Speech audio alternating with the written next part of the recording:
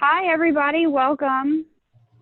Thank you for joining us for the DEI conversation.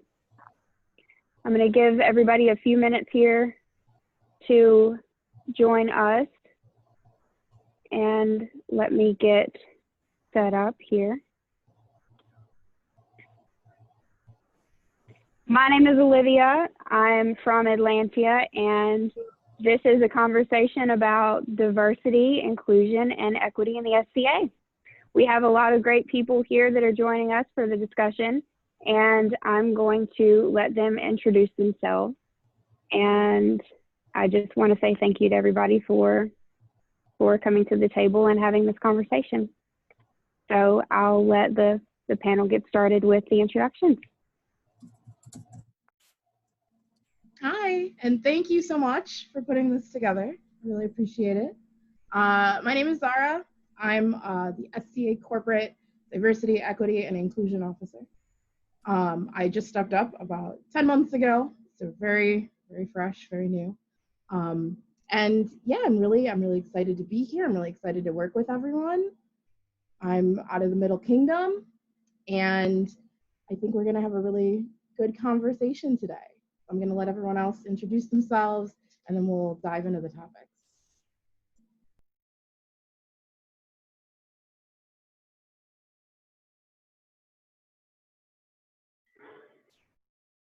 Hi, my name is Seto Gashuko. I'm from the Middle Kingdom. I just recently stepped down in this interesting time of COVID, and it's been a really great opportunity to be here, part of diversity, equity, and inclusion. And I'm really thankful to be a part of this. I've been in the society for about 11 years now, and I really think it's really fun to meet people all over the world and get to have lots of friends. And I really appreciate this opportunity to get to talk about these topics.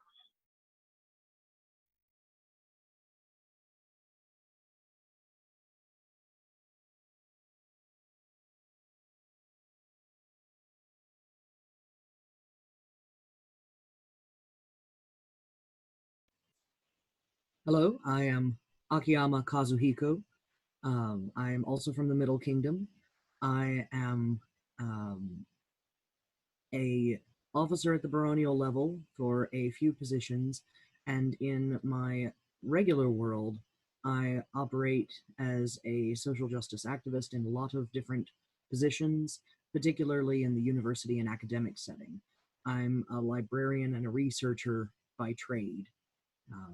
And this is a thrilling opportunity to see so many faces dedicated to improving our society. Hi, I'm Emily Hansler, Emmy, both in and out of the SCA. I live in Atlanta, and I'm a companion of the Order of the Pelican. I've been in the SCA since 2005, and I participated as an officer on all levels, helped with events. Most people know me from kid activities. In the normal life, everyday mundane life, I have worked in the legal and compliance field, and I have a really deep background doing volunteer work in the LGBT community for active duty military, veterans, and guardian ad litem. And in the SCA, I'm very much a queer here. So thank you. Hi, I'm Helga. I'm from the West Kingdom. I am a knight, a pelican, and a royal peer. And I have been openly bi and poly in the SCA since I was a teenager. And I'm here today because I was asked to come join this panel, and I'm very honored. I believe that the SCA is continuing to grow and change and address some of our behaviors so we can continue to be more inclusive.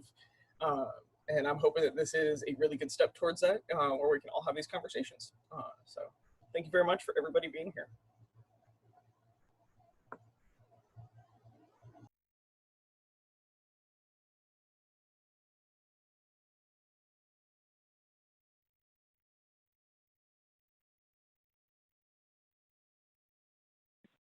Thank you, everybody. I think we've got one more person joining us. So I'm going to give her a second to get in so that she can do her introduction, and then we'll get started with the questions. So Let's see. Here we go.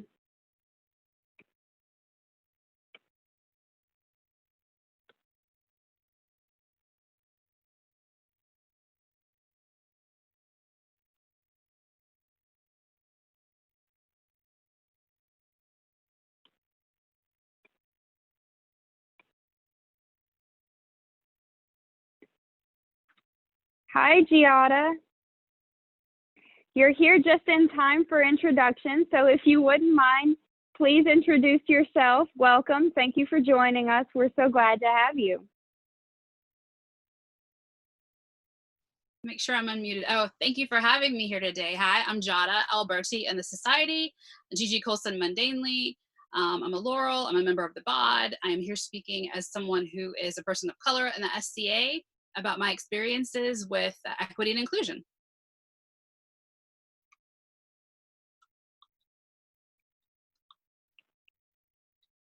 Thank you. So I am really excited about the panel that we have here today. And one of the questions that we got asked was, if I could center your voices for an hour or two, what do you feel it is important that I should shut up and listen to? And basically, the questions and the conversations that we're going to be having are the topics that the panel feels and that the populace feel are important. So that's why we're here. And we look forward to the conversations that we're going to be having and the conversations that the discussions today prompt in the future. And we certainly hope and we know that this won't be the last ones that we have. So that's our response to that. We're using it as an introduction. That's why we're here today.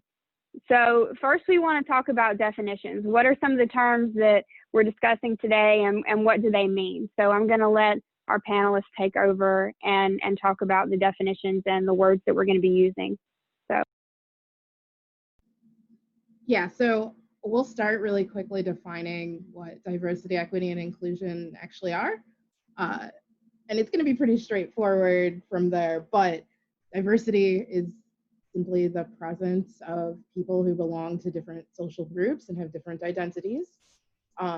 We definitely want to make sure that when we talk about diversity, we're not talking about quotas, right? Diversity is the natural outcome of having a truly equitable and inclusive society. So let's talk about what equity is. Equity is equal access to opportunities in your organization for everyone, regardless of social group. There's a difference between equity and equality, right? We think about equality in terms of giving everyone the same thing. And that's really a concept we come up with as kids, right? You get a cookie, I get a cookie. But that's not fair when we look at things as adults. It's much more complicated. So when we talk about equity as adults, we talk about giving people what they need in order to succeed. And that often means giving people different things. Equality really only works if everyone is starting from the same place, wants the same things, and needs the same kind of help. Equity allows us to actually give people what they need, even if that's a different thing. So to really put that in perspective, equity is me saying, hey everyone, what size shirt are you? Here's a shirt, thanks for coming to our panel. And equality would be me being like, hey, enjoy this medium t-shirt everyone, which is much less useful. So inclusion is our final term, and that speaks to who you welcome and value. Inclusion is people with different identities being respected, expected, and integrated into an organization. And inclusion has a little bit of complication with it. So I'm gonna let some other folks on the panel speak to the concepts of tolerance versus inclusion, and also the idea of tokenism. So I'm gonna hand it off to Kazuhiko.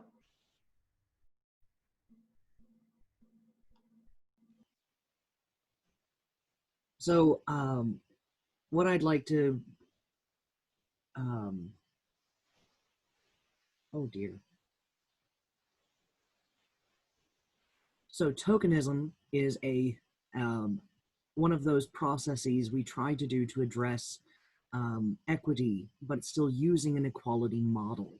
in which we try and ensure that we have successfully included everyone around us. But we try to apply a mathematical standard first. So you might end up saying, of course we're inclusive, because I have this mathematical number of people who meet my efforts to include, rather than ensuring simply that we have the ability for people to be included, regardless of how many come or are present. This is the dreaded, we're not exclusive in the society. Obviously, my barony has 2 Black people in it. So it's not as useful or as welcoming to simply seek proving that you have included people. It's more about who comes and how you treat that individual.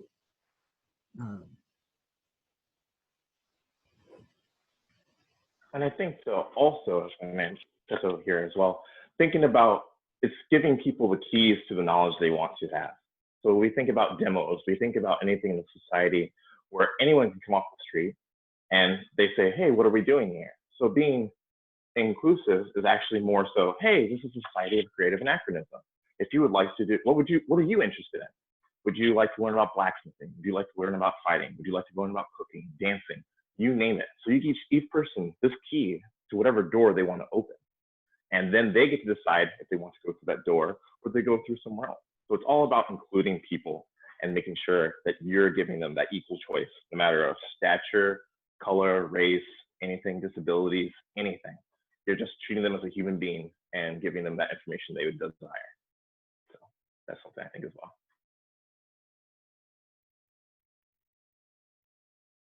Thank you. So let's talk about the question, what are some actions that are being taken by the SCA to address bad actors or problematic behaviors?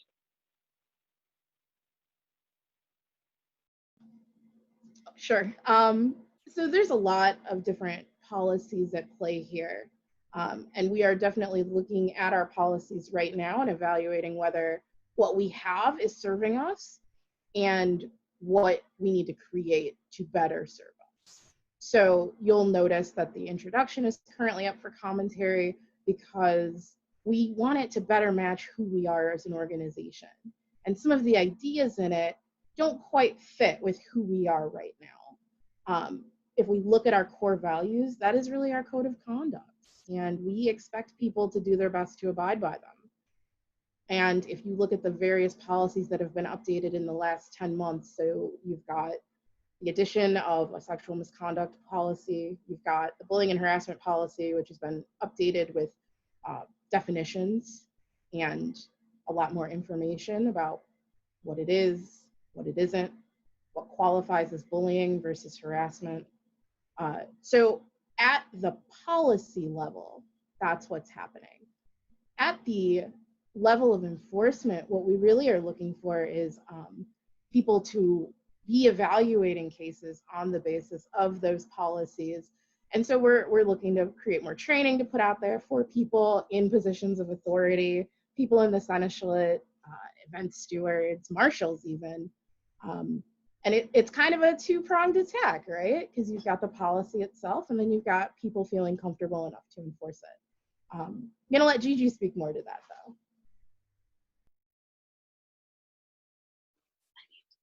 So to pick up where Jessica left off, our policies are directed at making sure that our participants are living up to the standards the ideals that we hold as part of the dream, right? Chivalry, courtesy, honor, integrity. So like Jessica said, we have policies coming from the top down, but from the bottom up, there has to also be a meeting, right? So there are trainings available to officers, event stewards, participants, seneschals. Actually, the BOD was also part of the training cadre. We were trained on a couple of things that we needed to understand more so that we could do our jobs better as far as equity and inclusion. So I've taken trainings on bystander intervention so that when I see something going on that I know violates our policies, I know what I can do as just a bystander, regular Gigi at an event, to say, hey, that's not okay.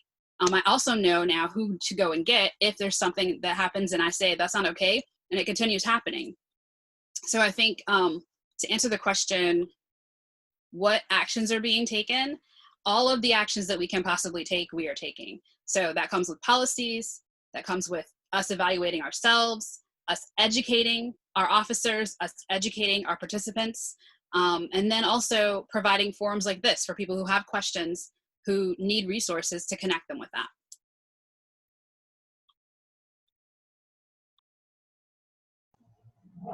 So I'm not sure what that I have much more to add there. What I'm going to do is I'm actually going to address almost the middle bracket.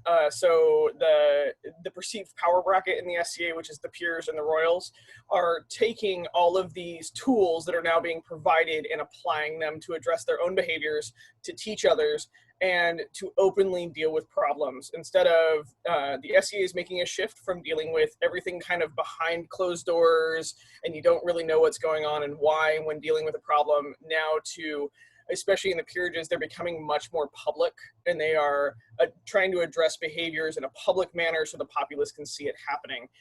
And so where I cannot speak as an officer or into strict policy, I will speak as, you know, part of the peerage councils is we are trying to directly and openly address our problem children. So the populace knows that we are now taking steps to change our own behaviors and go forward from there.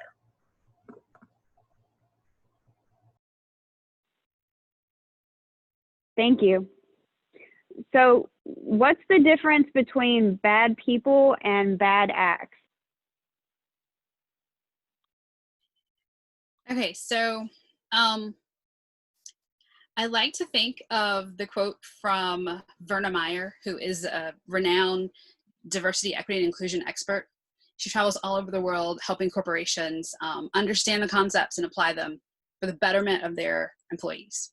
So she said, we were all outside when the contamination fell, meaning the information that we get that feeds biases, we all get this, right? I have been in a situation where I'm in a limo and I'm wondering if the female limo driver, because at first I was like, oh, female limo driver. And then we get to a situation, a crowded parking lot. And I'm like, is she going to be able to park it? So was I bad for having that thought? Was I bad for having a bias? No, we all have them. Am I bad when I act on them? No, not necessarily. If I continue to walk through life holding on to them, mistreating others, and the SDA, if you use your biases to engage in violation of our core values and our policies, does that make you bad? Not necessarily. It will make you unwelcome. It will make you what I consider unchivalrous. But it doesn't mean that you don't have time to improve. So I'm not going to judge you as you are a bad person because of this act, right? Good people make bad decisions and mistakes all the time. I will say that I would hope that if your bias becomes evident to you, like mine in that limo did, I had the thought, I was like, whoa, where'd that come from? I know better than that. I can do better than that. And then I made sure to talk myself through, this woman is capable. Why am I questioning that? And then every other time that I've been in that situation, I've done better. I haven't even had the thought, much less let it come out of my mouth. So bad people and bad acts, two different things. Just because someone calls you out or says, hey, maybe that wasn't okay, you shouldn't do that again. Or even if the SCA officer comes to you and says, hey, this particular behavior or speech at an event was not okay, it doesn't mean you are a bad person. It just means that we have standards that we would like you to uphold. And if you choose not to, you may not be a bad person, but you will end up being unwelcome in the SCA because your actions don't align with our standards.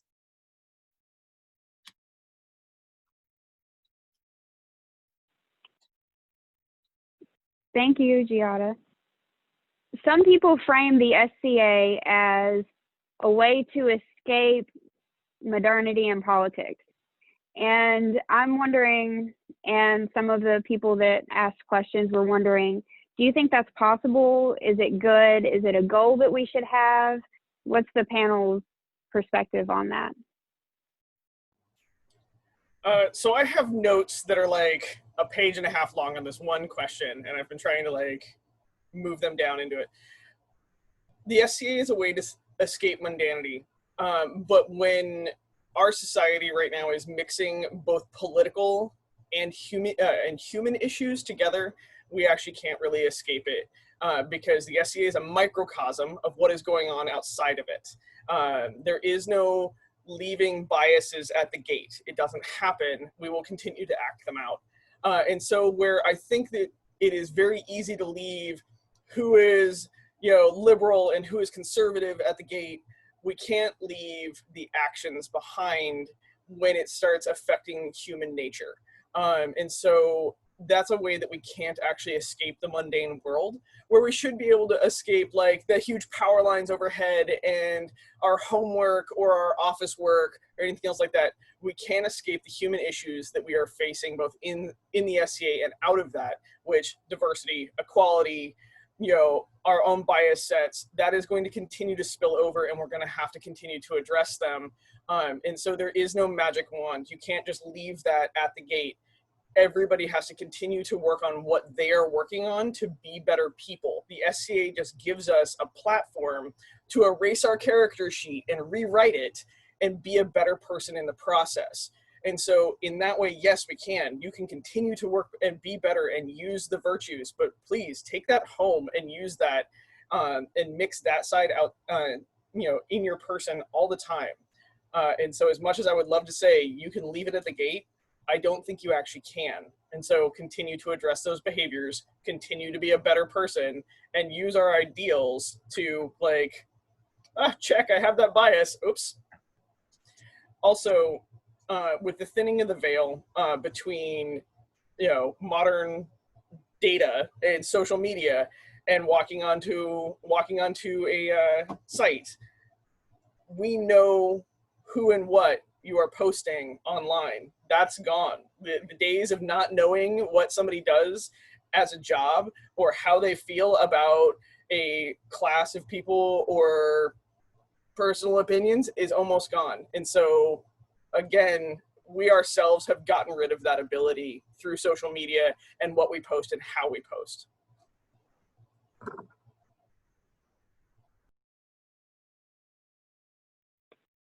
Thank you, Helga.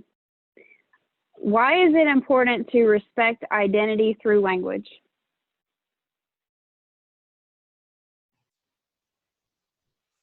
So I am a trans person, so I have a number of identities. Everyone has a lot of identities. I am a student and a librarian and white and pagan, and I play D&D and. No one word is every bit of what I am, but everyone is important to what I am. I might not always play D&D, but it would be incorrect to say that I don't have that identity. The same is true for the hot button identities, like race and gender. So whether or not those identities change, like for instance, my apparent gender has changed, it's still absolutely necessary that it be considered a part of me. So there's science about why we have to, actually care about other people's identities. In the trans community, trans people have an astonishingly high risk for suicide. When you look at what percentage of trans people have faced suicide and suicidality, it's well over 70%. But when trans people are respected with their identities, like if you use the right pronouns for trans people, that drops back down to the normal place of about 4%. Like, we don't want to think about 4% of our population at a risk for suicide, but at least it's not at the 70%.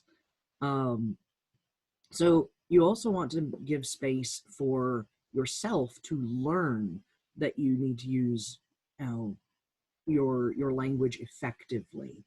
You might learn a word at one point and then realize that that's no longer the commonly used word. A good example of this is the difference between, for instance, Black and African American. They are both words that get used, but they mean slightly different things. So it may be a difference that is confusing in your world, but you wouldn't, for instance, say African American to refer to people who were born, live in, and are only in Africa. But if you mean all people with dark skin, that may not be an appropriate word to use. Same for guys and dudes as potentially gender neutral words. You might call everybody guys, but one of the internet jokes out there is if you are a straight man, you may not necessarily say that your sexual partner is a dude. So, so we're always growing. English has more than 629,000 words or so, and it's always adding. So I just want to encourage people to allow others to define themselves. Let other people be able to tell you, oh, I am this religion. I am this word for my race. I am this gender. And try not to assume that I'm Christian or I'm a Pathfinder player. Ugh. Or a sports fan. No can do. And I'm not a woman. So those are some light, quick ideas about how to offer the space for other people to give you their identities. And to go on top of that, besides words having power, when you misgender somebody or you call them accidental Oriental instead of Asian, you can cause a feeling of being unsafe, disrespected, or targeted.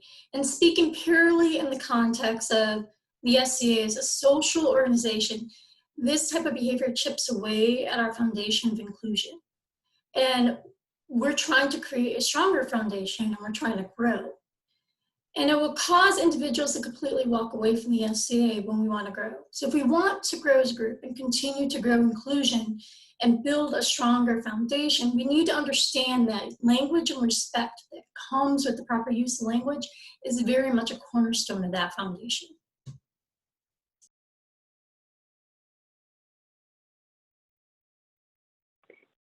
Thank you. So I want to go and revisit a couple of topics because we've gotten some questions about them. But first, I want to give some clarification that only the panelists and myself are in Zoom. Everyone else is able to view on Facebook. So hopefully that will help clear up some confusion that we're getting on in the Facebook thread. Let's revisit some things that Giada was talking about earlier, because we want to talk about the difference between thoughts and behaviors, right? So Giada, can you help clarify and give us some more information about that, please? Yeah, so there is no thought police. I've actually heard that term pop up a couple of times when people are talking about the fact that we have a DEI officer, that we're talking about diversity, equity, inclusion. They're like, oh, it's going to be the thought police. No, I don't care about your thoughts. If your thoughts lead to behaviors that are contrary to our policies and core values, there may be consequences, right? So if your biases are evidenced because you are saying and doing things that violate, corpora, Seneschal Handbook, etc., that is when not DEI will get involved. That's when the Seneschal will get involved and investigate bad behavior. So thoughts versus behaviors. No one knows your thoughts until you act on them. So if you're wondering why people think you are, say, ableist, it's because you've done something to indicate that. And it wasn't just thinking it, it was saying or doing something. And your thoughts are your own. I have lots of thoughts all the time that I don't share with people about a lot of things. No one will ever know those. Once I act on them, that is when I bring it into the realm of affecting other people, affecting my family, affecting my workplace, affecting the SCA. So at work, I don't talk about my religion because that's not okay there. And in the SCA, there are certain things that I don't talk about or do because it's not okay here. And like I said before about the bad person versus bad acts, your thoughts don't make you bad either, right? But if you do certain things, you will be considered unchivalrous, discourteous, ignoble. And we live in an era where there is a lot of information at your disposal, so you can dismantle your own biases that only you know about, that you can work on self-improvement to be a better person and contribute more of you to society and contribute more of you to people who don't look like you or who don't act like you. Those are all positive things that we hope. We hope that you can grow and be a better person. If you choose not to, that is still your choice. And if you choose not to work on your thoughts, that's your choice. But if you act on them in the SCA, that is when there's going to be a problem, just like if you acted on them at work or at university or in a Starbucks, right?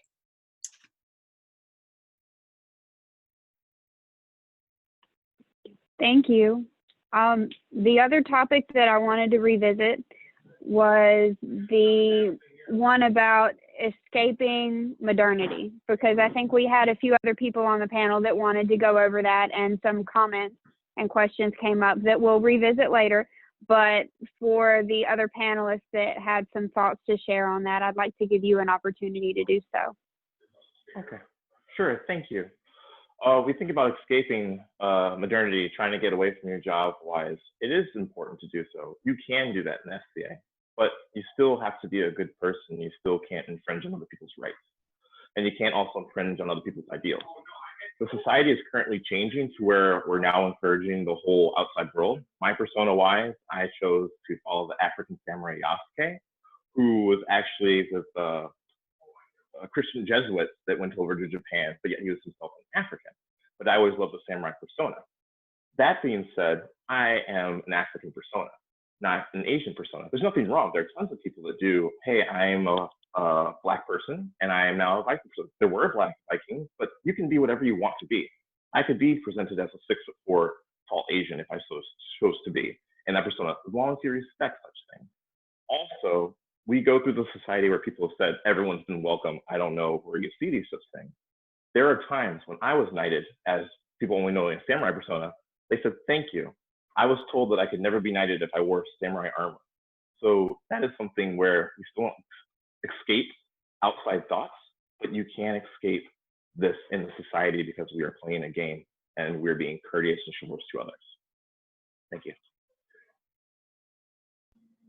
Yeah, to build on that a little bit, I do think that we need to talk about the idea of politics. That's a term that comes up a lot. And there's a lot of like, I don't want politics in my SCA. I don't want to deal with the political part of this. Leave your politics at the door.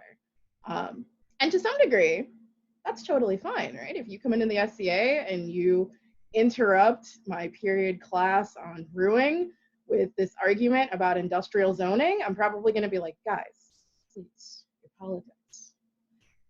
But I think it's important for us to keep in mind that human rights are not the same thing as politics. If you look at the definition of a 501c3 as the IRS defines it, the idea of dealing with discrimination, of dealing with prejudice is all captured under that definition. The IRS does not consider human rights to be political. So we shouldn't either, and we shouldn't be towing this line of thinking that when people are highlighting unfair treatment, inequities in our society, that we can just dismiss it as politics. Because for many of us, there is no way to leave this at the door. I don't walk into an SCA event and become less Black. It's just not a thing that happens. There is no escape for people in marginalized groups. And I think the fact that people like to say, I'm here to leave all of this behind, is really an indication of privilege. And I think there's a lot to unpack there. So I wanted to offer a specific issue that comes up a lot recently, at least for me, being a transgender person. So I was assigned the gender of female at birth, but I am a man. So people get weird about bathrooms, but it's a thing that everybody has to have to be at an event. But I can't just show up at an event and know I'll be able to use the bathroom. I'm at that point in transitioning where I sometimes confuse people. I've got a deeper voice. Sometimes I have a full beard, but I still have a full chest. So people get confused, and I'm obviously trans. So I can't go into a women's bathroom wearing a beard and people be comfortable. And I can't go into a men's bathroom with this chest and I can't hide it. So I can't not be trans while I'm doing SCA. Um, so, and that's in real life, in SCA, anywhere I am. So to even play in the society and not have to go urinate in the woods or just not bathe all of it long, I have to know ahead of time if there's any, effort to include me. And not just me personally, but the status I happen to be in. And this is regardless of whether the people think it's bad that I'm transgender. It's about whether or not there's the ability for me to pee. So that's one of those key operations between tolerating, people who are different from you and actively working to include people.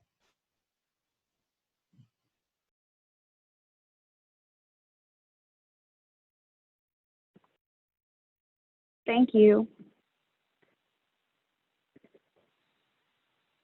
This question has come up a lot and it's very important.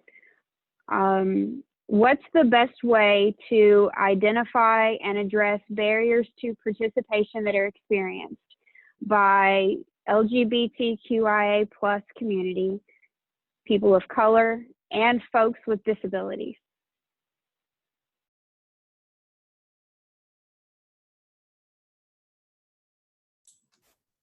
Okay.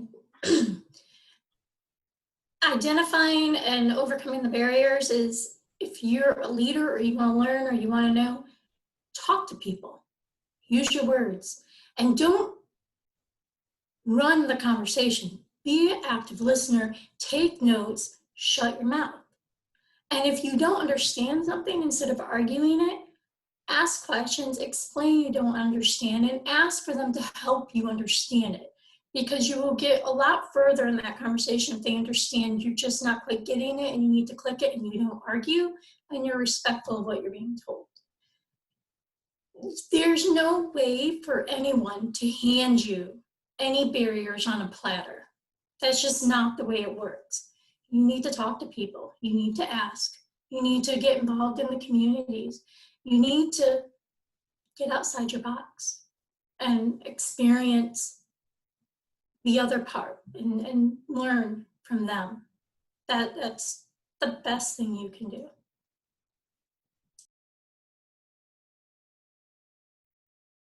Also, we think about, yes, I'm a peer, I'm a knight, I'm a royal peer as well, but everyone in the society is an ambassador. As soon as you decide to be a member or decide to work in events or do anything, you're now an ambassador for the SCA. So always do your best to put your best foot forward. So just by being welcoming, once again, give people the keys to the kingdom, helping people on what they want to find, what they want to do, that's what helps. But also listen, and don't be gender specific. You have a nice young lady such as like Olivia come and to you and you're saying, hey, you say, what do you want to do in the SCA? Or what do you want? Don't want to say automatically, hey, do you want to learn about cooking? Do you want to learn about dancing? Do you want to learn about all these other things that are gender specific? That's not saying that she doesn't want to do these things, but let them choose or give them some options. They might want to be a awesome rapier fighter. They might want to be doing cut thrusts. They might want to do heavy or anything, archery. Don't railroad them into something that you perceive they want to do. Let them tell you what they have ideas of. And that's just the tip of the iceberg on some of those things. But I want to say that part. Thank you. Yeah, it's very important that we listen to people when they tell us what they need, right? So if people come to us and they say, this is what I need to be able to feel included in this activity, then we should not only do that for them to the best of our ability, but make a note to try to continue to do it as best we can later. We should not always make people have to tell us event after event after event after event, because that's very hard on people. It puts them in a very uncomfortable position. And many people don't necessarily know who to talk to. We have a class called Inclusivity and Event Planning, and we talk about a lot of strategies for helping people handle communicating the things that need to be communicated regarding what they need. But we also talk about teaching people to evaluate spaces that may be potentially problematic for other people. So I think it's really important that we continue to evaluate the spaces that we're in, evaluate the conversations we're having, listen to the people when they say, hey, we need you to let us know if doorways are too narrow, if hallways are too small. I mean, it's important that we are responding and then advocating for these people's voices.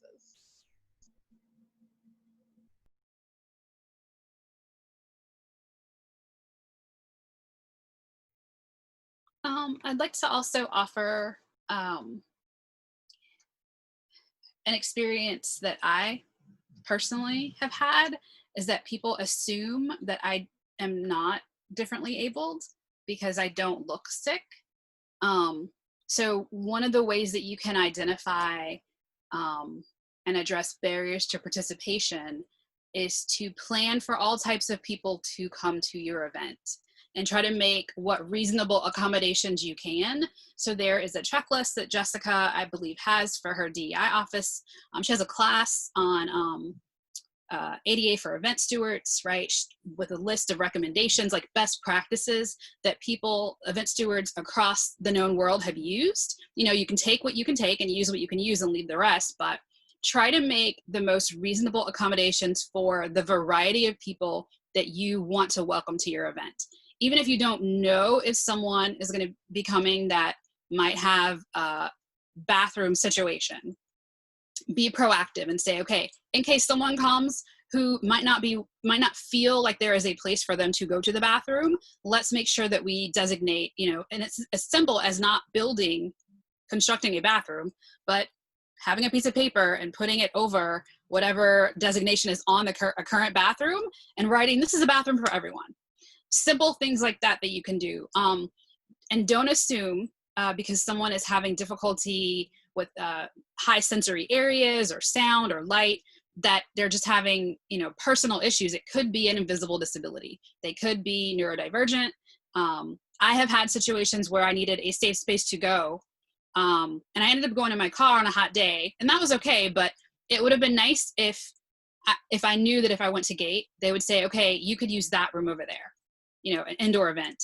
There are rooms for royals, there are rooms for other things. Perhaps if you have a situation where there's a tent, an extra one, you can designate that for people who might need to go to a low sensory area, or if you're in a building like a classroom building, you have a classroom for that. So just try to plan for all the different types of people that typically do come to events. Look at that list of best practices. They'll give you an idea of what you may expect in your area.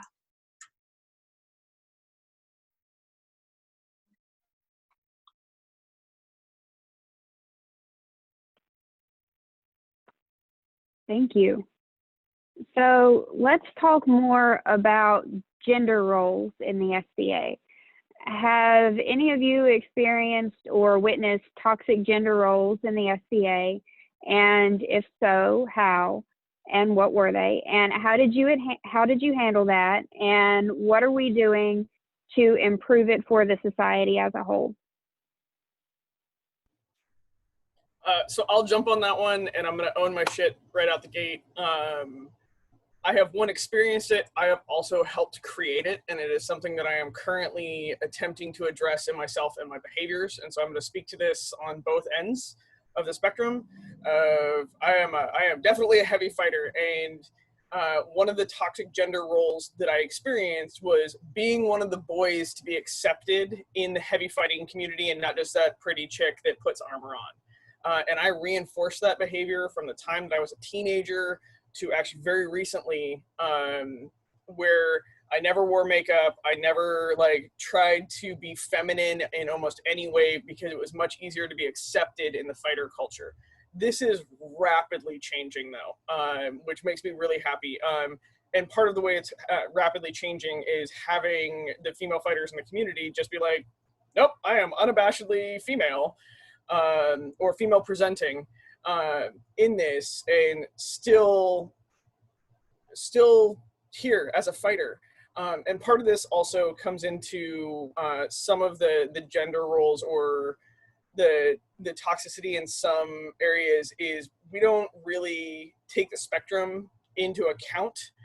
We try to herd everybody into boxes because then that's acceptable, and that is how we can see them, because it's easier to categorize people than see them as a person or see them as what they are in that moment in time.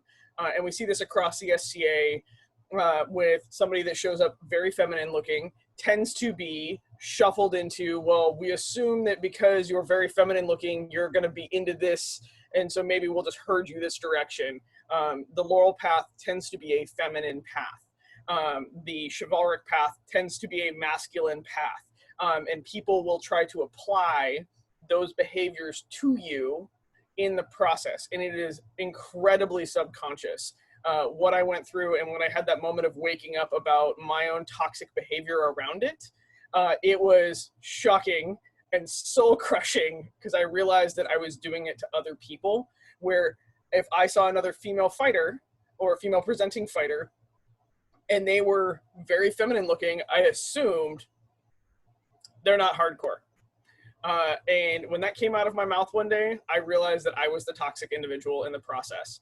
And so how do you handle it? Well, you have to address it internally first. You have to deal with your own biases first before you can help others deal with their biases. And one of the ways that I've dealt with the bias is, I don't care how you present. If you're a fighter on the field, one, you're worth my time. And two, I'm not going to make judgments on how you look. That is the most shallow thing I could have done that I have fought against my entire life, and then I was doing it.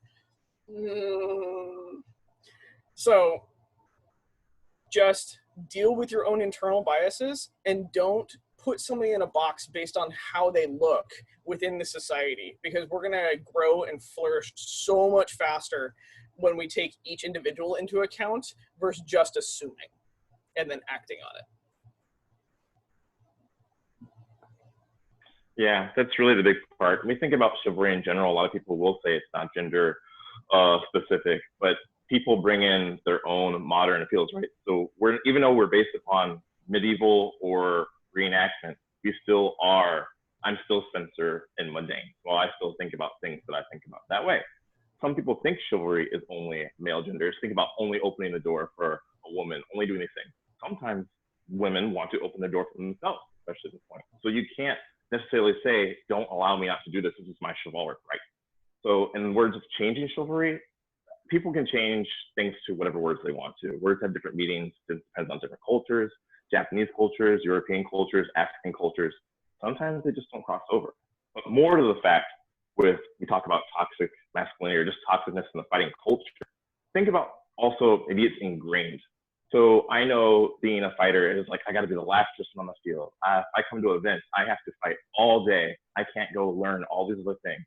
But we want to have learned individuals that become peers or that become those martial props. We just don't want to be, you hear stick jock. Where are they taking their classes? It took me 10 years in the society of going to Penzic. Granted, I wanted to do these things, but I couldn't find time to do a class until my 10th year in the SCA because I was so busy in the fighter culture because I had to do this. I had to go do this. So it's changing the inside, but also letting people know that, hey, it's okay. We talk about giving that microphone to people that aren't being heard, be it male, female, black, white, anything, trying to help them with that. So I think that's really important that we help get rid of some of those stigmas. And I know it's also in the chivalry, we talk about brotherhood a lot. I always say brotherhood and sisterhood, or I say guys and gals. Don't rob people of their identity just because they are a fighter foremost, but that doesn't mean they're not a woman. That doesn't mean they're not a male. So come together, have empathy, but also work on building a well-rounded individual. Thank you.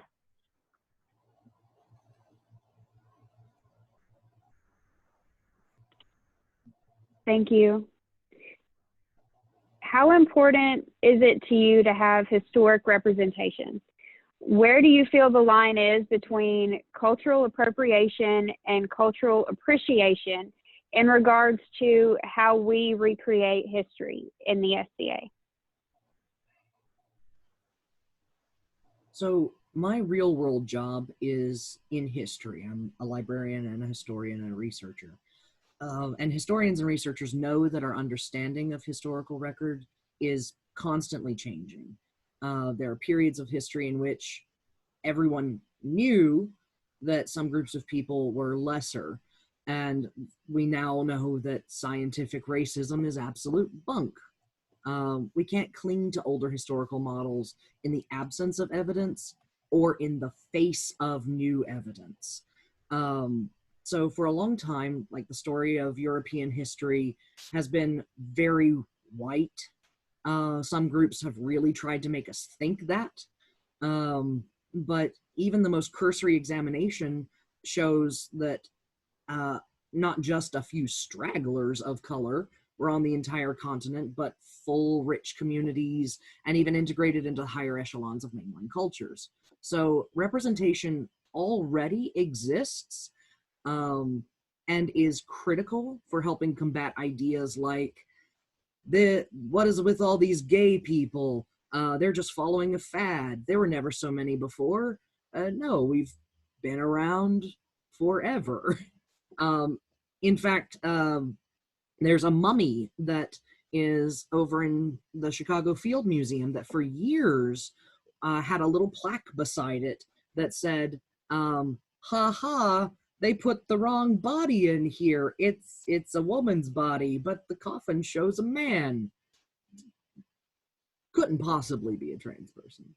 So representation is so important for us to be able to tell the stories that we exist modernly. I'll hand it over to Zara for talking about appropriate. Sure. I'll jump in first, and then Seto, do you want to follow? Is that cool? Okay. So I do teach a class. Fun fact, I'll say that a lot. But I teach a class on identifying and addressing cultural appropriation. It was actually the first class that I ever came up with in the equity and inclusion realm. It is probably the most divisive class in theory, but in practice, all it is really defining the terms, because I think appropriation is a term that gets kind of widely used, but not always accurately used. So defining what appropriation is, talking about what appreciation, exchange, and assimilation are, which are all very different things. And then talking about how to evaluate yourself for it. So when we build our personas, when we say, hey, this is the thing I want to pursue, being able to self-evaluate and say, is it appropriate for me to be doing this? Am I going to step on someone else's religion or spirituality? Am I cherry picking parts of this culture? These are all really important questions to be able to ask yourselves. There is no arbiter of appropriation, and that's what I like to tell people. It's important that we're respectful. It's important that we are taking a critical eye to what we're doing. There are some cultures where it is not appropriate for people to step in and put it on their own bodies, but maybe more appropriate for us to reach out to that group and say, hey, do you have educational information? There are many Indigenous groups with educational outreach that we can reach out to and say, hey, would you mind speaking here? Can we bring you out for this purpose? Can we do an ANS project together? There are many ways to explore other cultures in ways that are not appropriative at all. So I think there's no straightforward answer, but there's definitely ways to navigate it very fruitfully. I think cultural representation is very important. My persona, I've done martial arts most of my life. I knew I wanted to be a samurai persona from the very beginning. But then I also looked at my skin and looked at myself, and I wanted to be like, I want to also represent maybe something my ancestors were. Now, after taking a DNA test actually during my last birthday, June 8th, I actually found out that I'm actually 42% Nigerian. I am 12% Kenyan.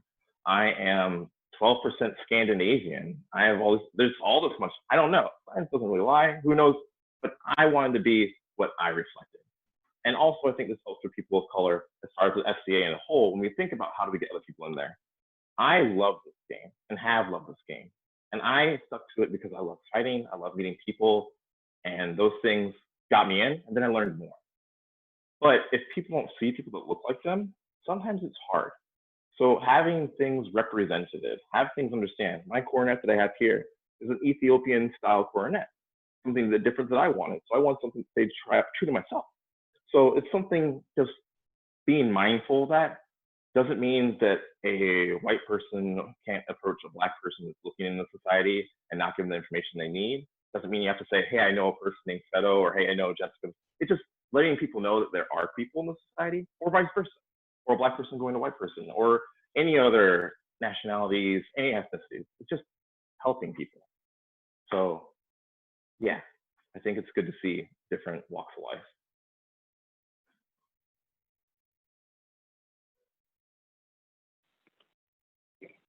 What changes are being planned to address inclusion, diversity, and equity over the next few years? How can someone get involved, whether they're allies or members of these communities? That's a big question. I can talk about some of them, right? I am in this position for the next couple of years. So I can say that we're creating more classes. The next class on the docket is going to be one about supporting equity through words and deeds. So it will give more of that kind of practical behavior and how it needs to manifest itself in the SCA. We are still teaching all of the classes that we have. Many kingdoms have DEI positions, whether it's a deputy to their seneschal, a council, an officer in their own right, and we're moving forward with that.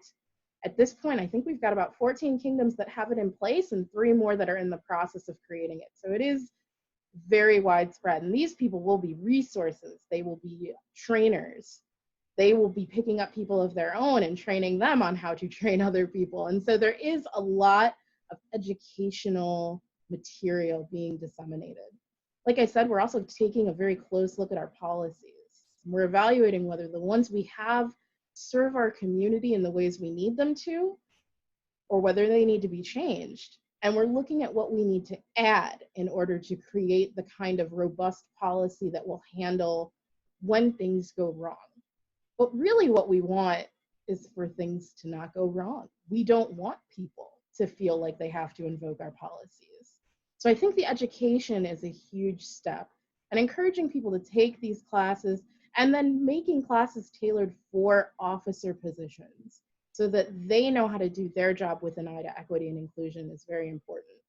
There's other initiatives going on, much more than I could say on this call, but one way that people can get involved, you can message me, equity@sca.org, send me an email, we can talk about what your idea is, we can talk about ways you can help the organization. I have a team of people who are helping me on digitizing some training, and they've been absolute rock stars. And I'm very excited for that to come out and for their work to be highlighted. So there are a lot of opportunities to get involved.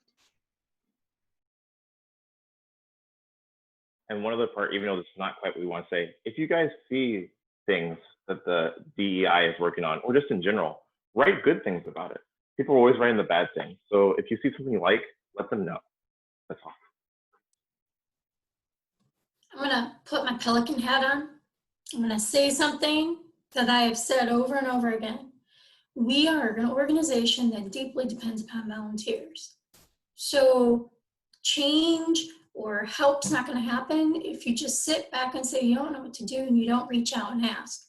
For example, I personally noticed we didn't have a DEI in Atlantia, so I contacted our seneschal and asked about it. Anybody can do that. Anybody can volunteer. You could say, hey, I know we don't have this, but if you need help, I'm here. And let me tell you, that makes you a rock star. When they're asking for volunteers to give feedback about changes that are needed, or they're having roundtables, instead of hemming and hawing and staying back and hidden, speak up. Offer to be a part of it. Be a voice. When you know they need help, instead of hiding and saying, oh, I don't matter, shut up with that negative talk about yourself. Everybody matters. Get out there, be a part of it, be heard. They talk about hidden workforces, well, quit being it. Be a part of the solution and quit hiding and step forward. That's the biggest thing you can do. All right, I'm done with my Pell talk.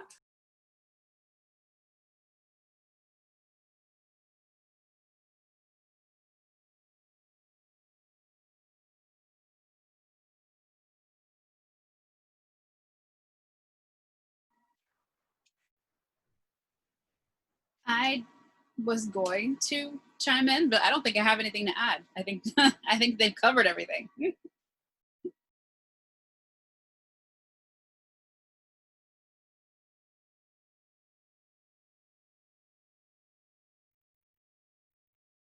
So going forward, how do we as a society continue to grow past old systemic or ingrained behaviors to create a more inclusive SCA?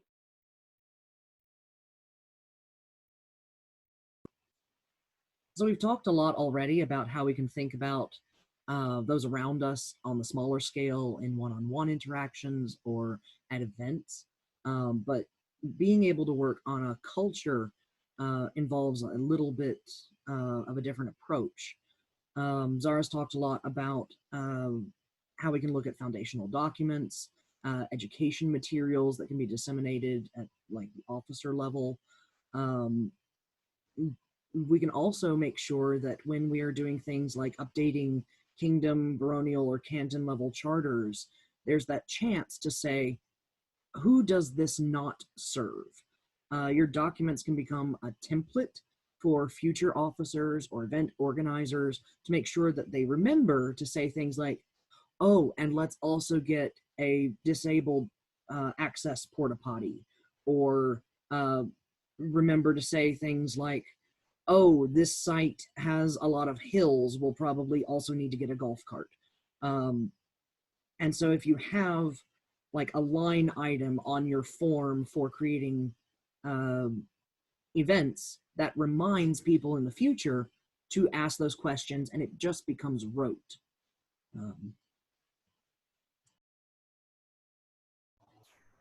I'm going to attempt not to cuss when I answer this, so I'm really sorry to those watching and the panel. I have tried to be very good.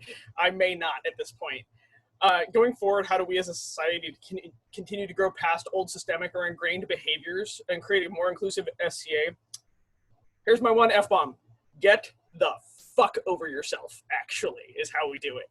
As peers, as leaders, as everything else. We get over how we dogmatically follow tradition and then abuse it into the ground, when tradition should be the idea and the umbrella that we continue to update our ideals with, that we continue to grow forward with, that we address our own behaviors with. You honor tradition, you respect people.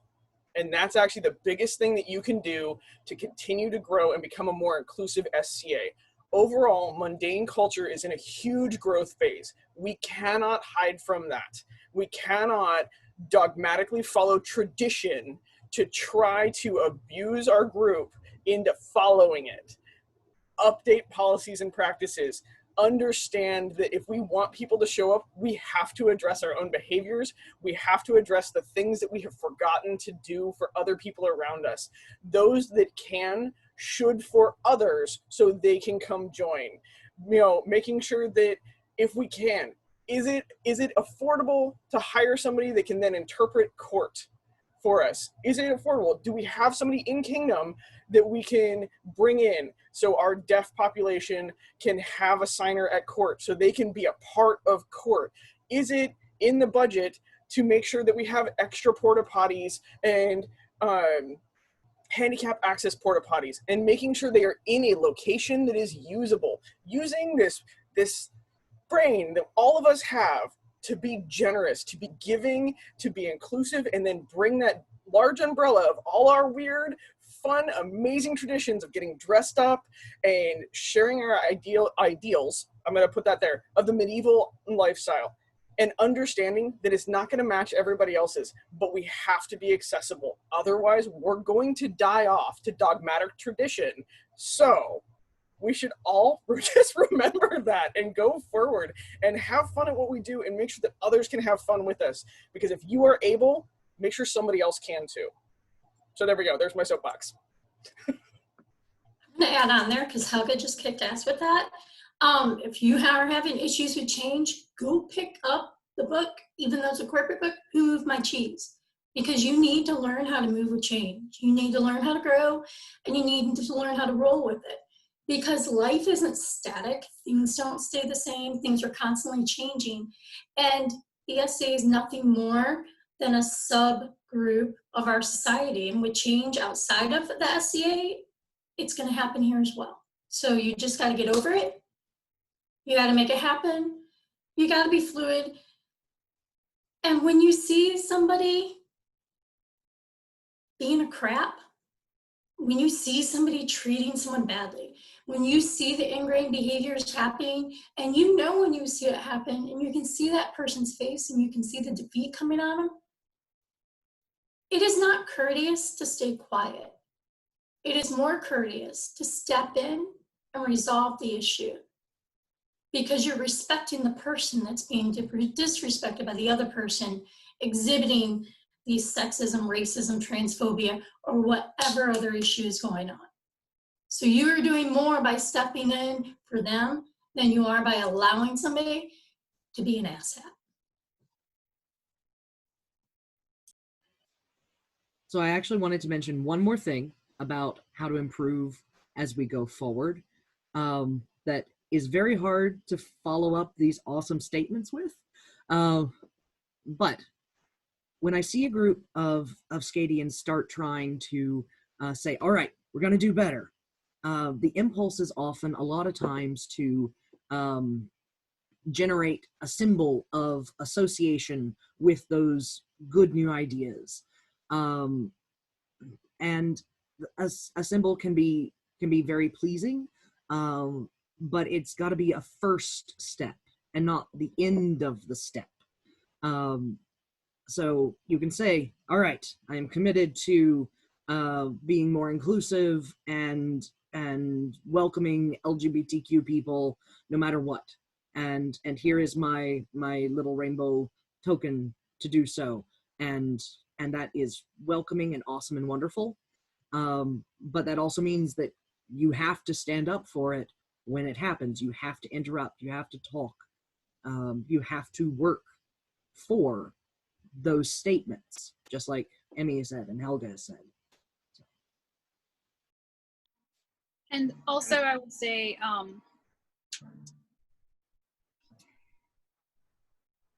don't allow yourself to be taken in by the paradigm of tokenism. Do not assume that just because there is a Black member of your barony that you guys have made it and you have no work to do and that everything is fine. Don't assume just because you have a trans member of your kingdom who's widely, praised and included and talked about very positively in public that you guys have made it and there are no problems. You will be surprised as to the issues I still have as a Black woman in the SCA, even though I am a peer and even though I have a pretty high position in the SCA. Sometimes it's all I can do to not quit, literally, because there are so many problems that I have to deal with. However, I am tenacious and I'm not gonna let anyone take what I love about being in the SCA. I love dressing up, I love history. I'm not gonna let someone take it from me. But I can't expect that of other people of color, right? Not everyone should have to grit their teeth and bear it and put up with microaggressions and insults and continue on without saying anything because, saying something would make it worse. Do not think that just because you have visible, marginalized or underrepresented groups in your area that everything is fine. Remember that you have to work at being anti-racist, anti-ableist, anti-everything continually. And so do I. I'm not saying that this is all on everyone else. I also apply this to me. I still have work to do on myself, and I try to do that every day. So that's all I can add to that subject.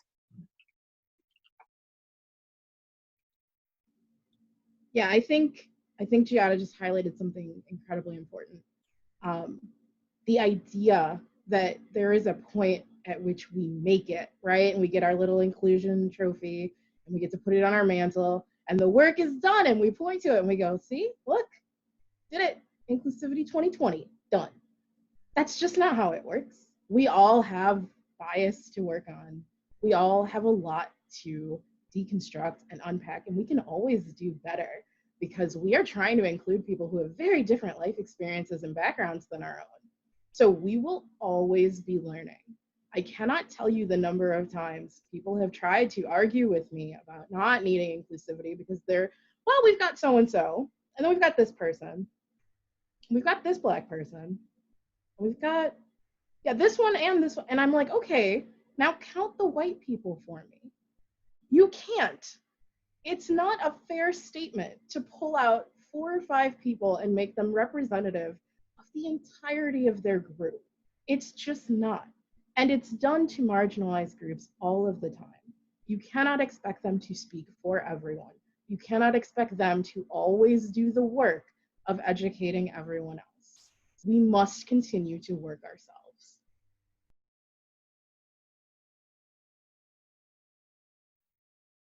And it's so true. And to piggyback off of her Grace Helga as well, and try to do the F word just once and then take it off, like, I pity the fool who thinks that the kids aren't involved. You got to think about the ages as far as everybody. You think about all the older people that need to be listened to, and you think about the kids. I know so many people that have grown up in the society that have felt like they're not listened to. And we're not talking about like 10, I mean, they still exist and they still are part of it, but there's kids now that are 13, 14, 15, 16, 17, 18. And I got to see as Prince last year at Penzic. And it's not just because I was Prince. I can do it anytime. Anybody can go. Just watch them fight, watch them do art. They're like, wow, I'm so glad you came. Because I felt like I was being left out. I'm like, are you serious? We should be catering to you and having all the stuff for you to be able to listen to. And if they leave, that's even more reason that we're going to die. And just think about it. I think one of the biggest things to take away here is have a little bit of empathy. Just think about what it would be like to be a younger person you choose this point. Also, think about what it would be maybe an older person who's not being listened to because they've been there. You have to come to a common ground and actually start to work towards building a better mousetrap, right? Because we want more people to play. It's all about having people to play with and have fun. So that's my last part. Sorry about that word. Okay. All right, I'm going to pile on with this because I realize that a bunch of us got, this is an impassioned conversation. And what came up in the process of this for me is you have to remember to be kind to yourself when you mess up. That's one of the only ways that you can improve. However, one of the things that I believe everybody needs to understand is it's not somebody else's job who has been marginalized or constantly talked down to or taken advantage of to be the kind one while you are changing.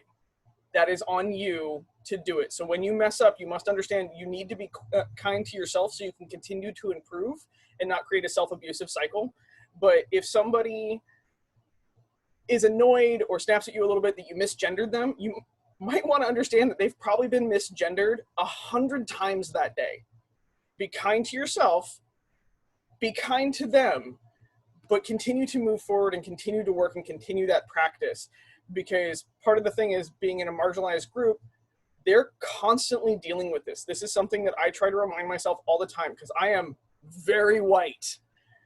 I try to remind myself this when I screw up, if there's a bad reaction on the other end, it's because 1,000 other times that's happened to them beforehand. So I have to be kind to myself to continue to make the improvements and not become reactive. And that is very, very key to our entire society changing, is kindness equals change. Defensiveness is just going to root us all back into the bad behavior.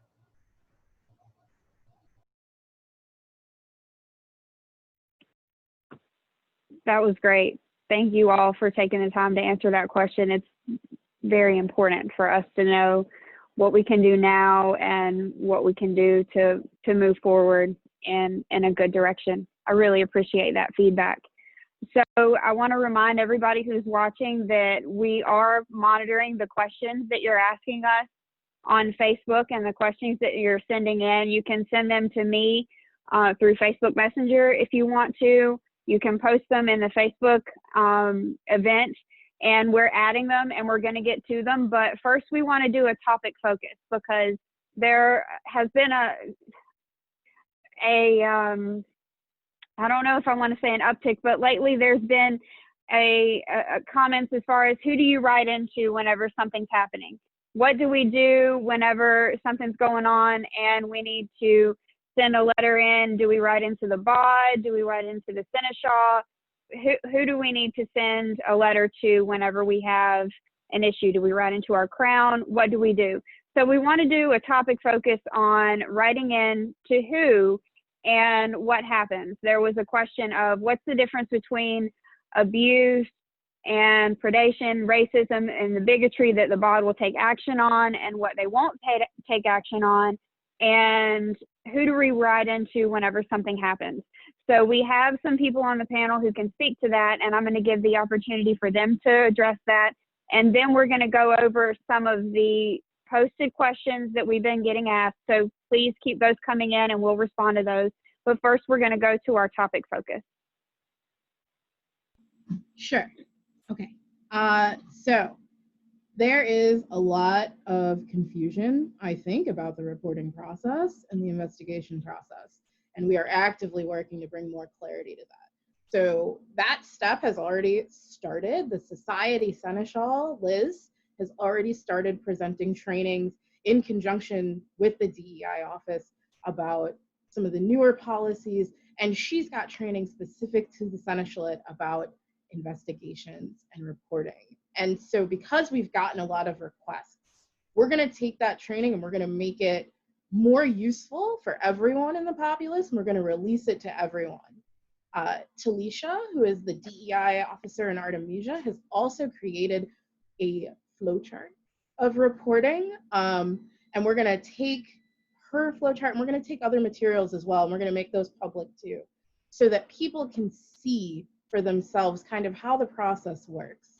Very quickly and briefly, you will be writing in, generally speaking, to the Seneschalate or to the comments for the BOD. If you are reporting an issue, it is generally up through that Seneschalate. You can go to a DEI officer or CC me if you would like assistance in knowing how something can be reported, if it's reportable at all. If you want help in constructing your report, I can do all of that, but you would not report it to me for punitive action, because DEI is educational and DEI is advisory. So we are not going to be the chain that takes the punitive action. That's definitely the Seneschalate. Eventually, investigations happen at both the kingdom and society level. That is still within the realm of the Seneschalate. The BOD does not perform investigations. That is still through the Seneschalate. I'm going to let Gigi talk more about stuff at that level, but be on the lookout for more materials that will come out that will help demystify that process a little better. She hit the nail on the head. A lot of social media rallies, like call for actions, are write the BOD. And of course, that is perfectly fine if you would like to do that. But what we would do is then follow our procedure, because the board is out of game, right? The board is governance, oversight, strategic planning, fiduciary. How do we remain solvent as a nonprofit?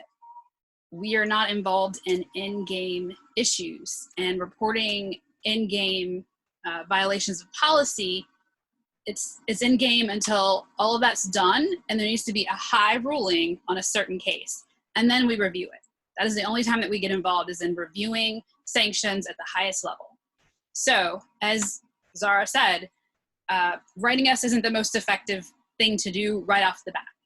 I would really like to see your words get to your Seneschalate so they can do their investigation, because we're going to kick it back down to them to do that, because that's our process. So you can write your Kingdom Seneschal to report something. You can write the Society Seneschal if you have already written your Kingdom Seneschal and not gotten any response. That is a chain of command. and the Society Seneschal will work with your kingdom to figure out what went wrong. You know, were they just unaware that they could investigate it? But the Seneschal is where you go.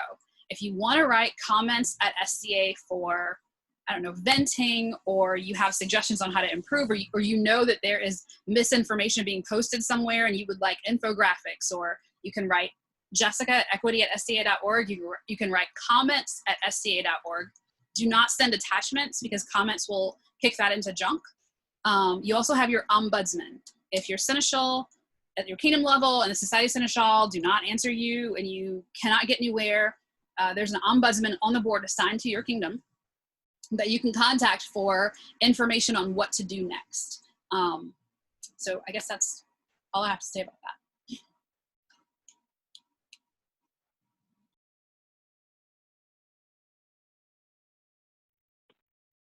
Thank you. So let's go to some of our posted questions. And the first one was, can we make sure our language during these times doesn't make liberal sound like it's good and conservative sound like it's bad? Like liberal equals good, conservative equals bad, because that's the danger that the asker believes many people are afraid of. Sure, I will speak to that one. So I think it's important that we don't conflate conservative with bigot, because those are two very, very separate things. And when we're talking about problematic behavior, being conservative has nothing to do with this kind of bigoted behavior that we're trying to work against. But I know that when we talk about some of the buzzwords associated with it, we talk about, you know, things like welfare. We talk about ways in which politics really overlap with this in many parts of the world. Not all parts of the world, because do remember that we are a global organization. So there are areas in which the political parties are not set up the same way they are for us here in the US. And so I think it's safe to say that being a conservative is absolutely permissible. It is the behavior that is problematic that we are looking at. And I know in the modern sphere that there's a great deal of overlap sometimes between parties and specific behavior, but that is one way in which we can really divorce ourselves from politics in the SCA. You are allowed to believe what you want. Like Gigi pointed out earlier, there are no thought police. This extends to religion as well. But your rights end where other people's rights in the SCA begin. So if your values demand that you create a negative experience for someone else, that's going to be a problem. But you are allowed to have the kind of values that best suit yourself. I don't consider conservatism bad. I don't consider liberalism good. There are many, many problems and many, many good things in both of these parties. But when we talk about problematic behavior, we are talking about it divorced from any sort of political affiliation.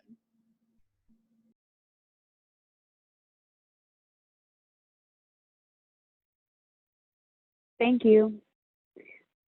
Another question that was posted, and I'm going to read it the way it was written. Can we find alternative words for chivalrous, which is deeply gendered and colonialist? Okay, I'm gonna try to start this. You guys come in and help me out. We're not Victorians, and our organization is not set up in the Victorian era. And chivalry, for the way that we use it, and chivalrous, goes back to virtues that have to do with a lot more than how you treat people. Helga, you better pop in. But the thing is I think you're mistaking some things. And there's a lot of mixing up in this question. It's not gendered unless you make it gendered. It's not gendered to have female member. We should have female members of the chivalry. I'm going to lay this out. And if in your mind the word chivalrous points to only male knights, then maybe you need to take a step back. But I can't quite tell what you're talking about with the use of chivalrous. Now, chivalrous, Helga, help me here. No, don't help me. That's the problem, is we don't use it in the Victorian aspect. And I think we need one of the knights to speak up on this, because we use it in the chivalric virtues aspect in this organization, which isn't necessarily gendered. I believe chivalry in that context refers to laws with warfare, which really doesn't have anything to do with gender whatsoever. Sadar, can you help out with that a little? Or Well, it's good, and Helga, to hop in on this part, it was kind of when we talked about the whole, where people put the modern romanticized version of chivalry. It's more of the code that we use, and this is where we get into problems with SCA-wise. It depends what your SCA is or what your background is. We look to more Japanese culture, we look in Bushido or all these ways, it's not all the same thing. So, and Skadian-wise, chivalry is not gender specific. And Helga, you were going to say something as far as horse?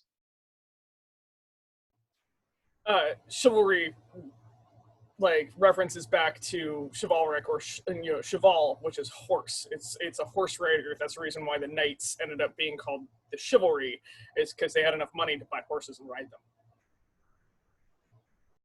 And then we don't really treat people actually like knights. We treat people technically peasants because we're all noble in the society. Because when we get in that part, it's a whole big thing where a lot of knights weren't actually knights. So anyway, I don't want to get on that. So I also think that perhaps if you deconstruct what we hold up as the ideals of our society, that informs what we mean by chivalry when we say it. So if you just look up the word, yes, it has to do with male knights of a certain period and how they behave towards other people, including women. That's just a basic definition. So in the society, when we say that, though, what we mean is honor, integrity, loyalty, honesty, courtesy. Those are the chivalric virtues that we're talking about. Maybe we need to make that more clear. So alternative words for chivalrous is that person is the epitome of courtesy.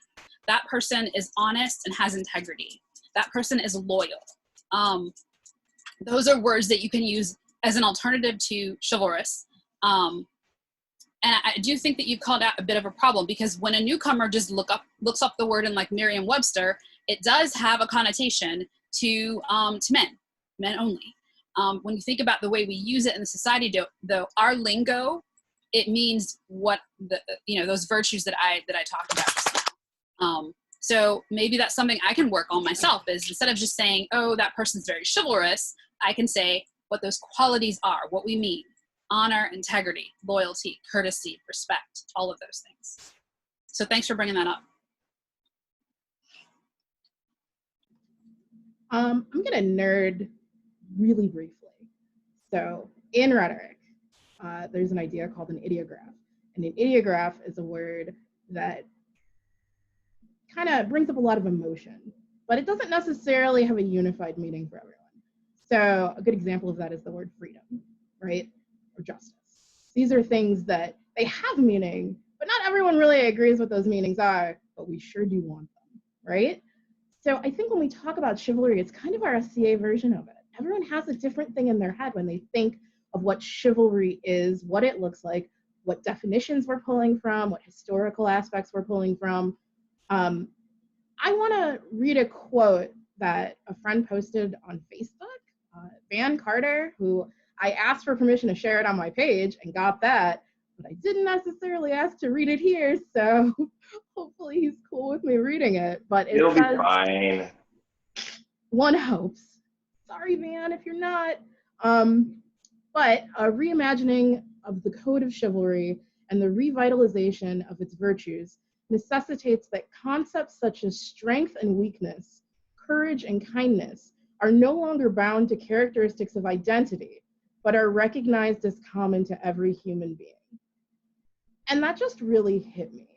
And I felt like it was such a good way to talk about what we in the SCA want to see chivalry manifest as.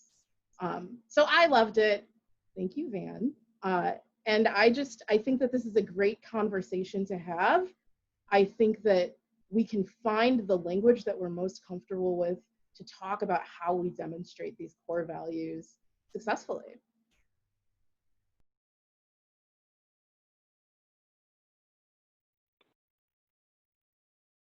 Thank you. So the next question that we got in was, how do we attract more people of color to participate in the SCA? So here's my opinion on that question. I have actually been asked that question before by other people at Penzic. I met with some different kingdoms, Drakkenwald and Lockak specifically. So that's Europe and Australia. And they asked me the same thing. How do we recruit and retain people from marginalized groups, people of color? Because in Australia, there is a large Asian Australian population, if that's the right way to say it, and they can't seem to keep them in the SCA. So I'm gonna give you the answer I gave them with a little more information. The basic answer is be a safe space for those people of color. And to do that, you have to be equitable and inclusive, right? If you are equitable and inclusive, then you will have diversity. If you're not, then you won't. So that's a good litmus test for you.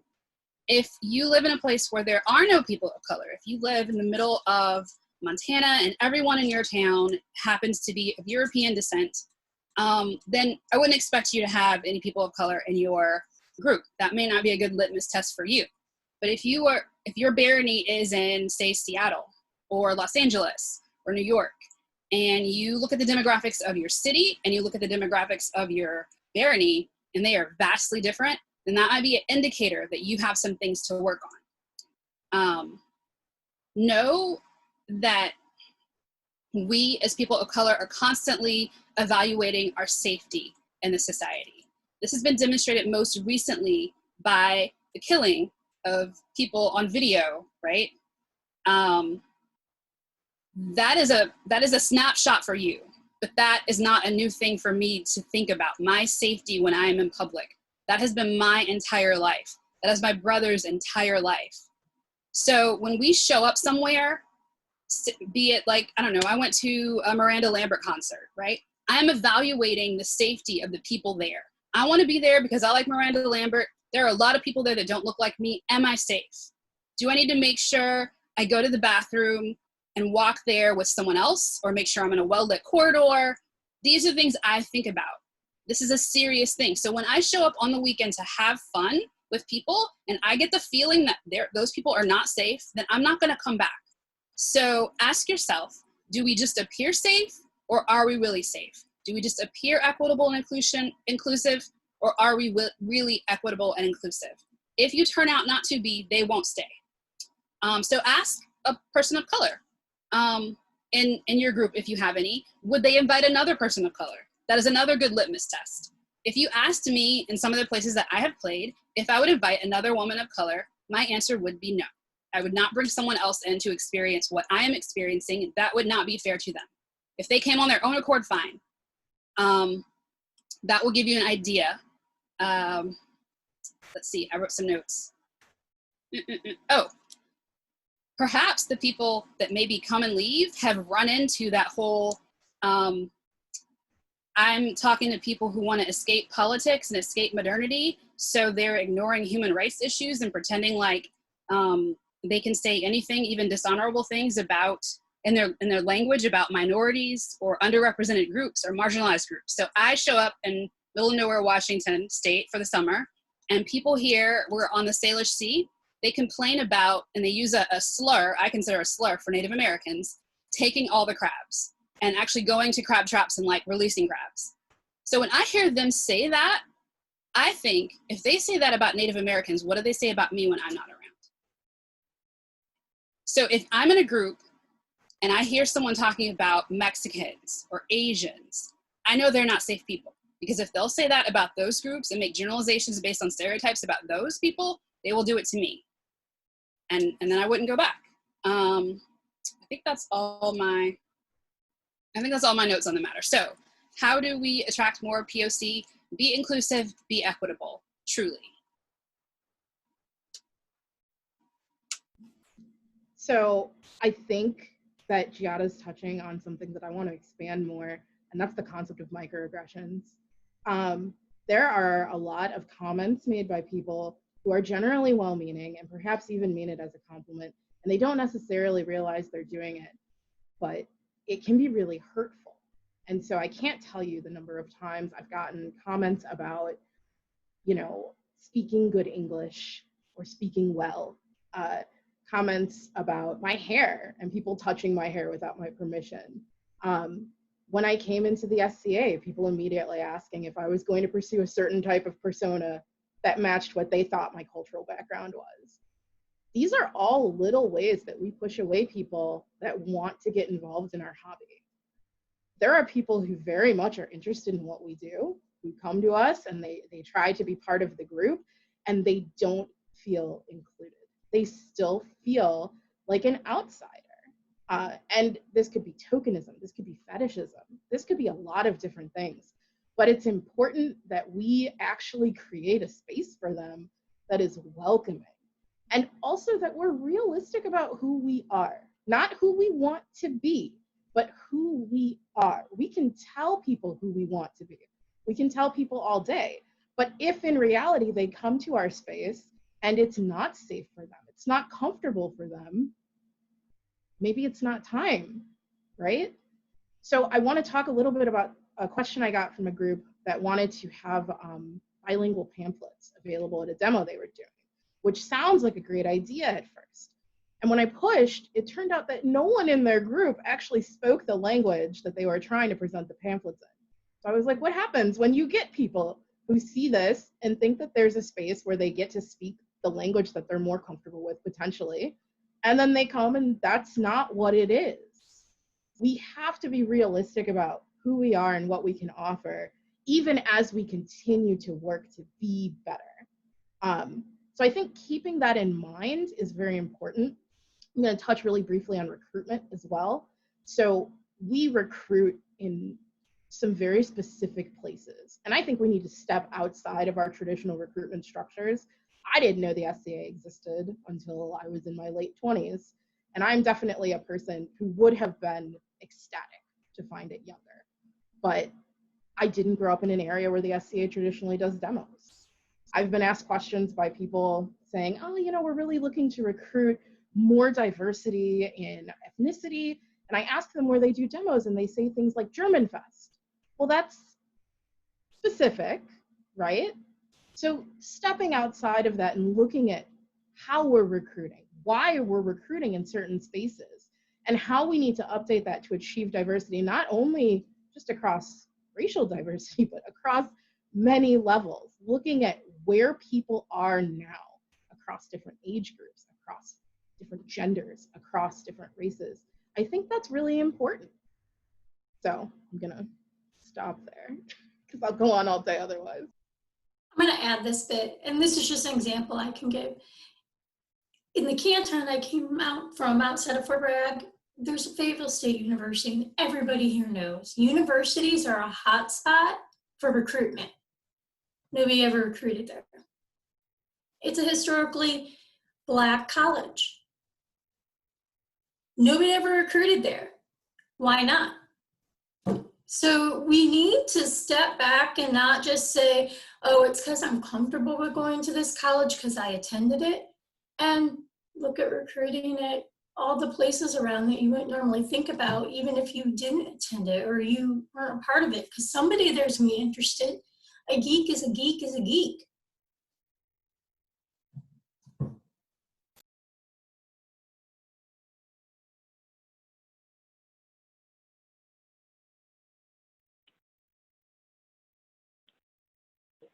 So let's move on to a slightly different topic.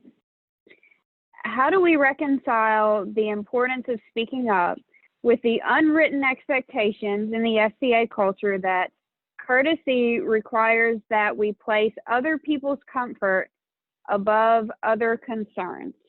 That's a submitted question that we got on the Facebook Live. So I'll jump on that one. This is what we would consider the paradox of tolerance, and a bastardized idea of courtesy. Courtesy does not mean shutting up. Courtesy means developing the skills to have the conversation, to mediate hard situations, and to make another person feel heard as well as responded to. And that is one of the big things. Is like humility is another bastardized virtue that I could go down on a rabbit hole about, but courtesy is actually the action taken to protect other people while maintaining your honor and maintaining your bearing. And so what I would say, and to answer this question, is don't shut up. Develop the tools to get to have the conversation. Develop the tools, or find another person that can have the conversation about the topic being presented.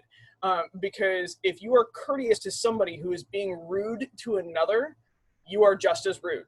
And courteous in the big fat quotes there. And what you are doing is you are tolerating a bad behavior, and typically that comes out of fear of acceptance, another rabbit hole. But just rolling back, courtesy is the tool set to have the real conversation versus having a reaction.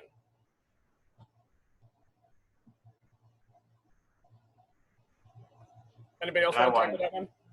No, I want to tag on, then I gotta step out, I gotta go to work. But it's all that one thing, like kind of killing them with kindness, right?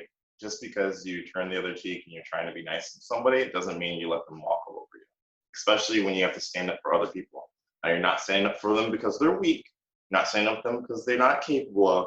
It's because of doing the right thing and seeing something that needs to be done. So don't let courtesy think that means that you have to then just be quiet and tolerate all the things. Because I've gone through things in my life that now I'm not tolerant of, where as far as like, oh, you're the whitest black guy I ever know, or you speak so well, or the fact that like maybe you're a little bit too athletic, maybe you should try doing this a little bit differently. And you're like, really? So now you just have to speak up for yourself and actually be like, hey, that's not cool. This is why it's not cool. It's about the education. But the person has to empathize and also humble themselves to be like, maybe I saw this in a different way. Because we all come through different walks of life, and our SCA is not the same as someone else's SCA. In creating culture about the society and the world as a whole, we create our own culture.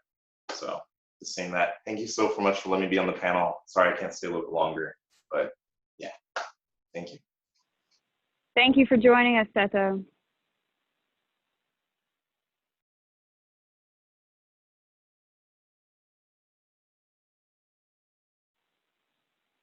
Did anybody else want to jump in on that question before we move on?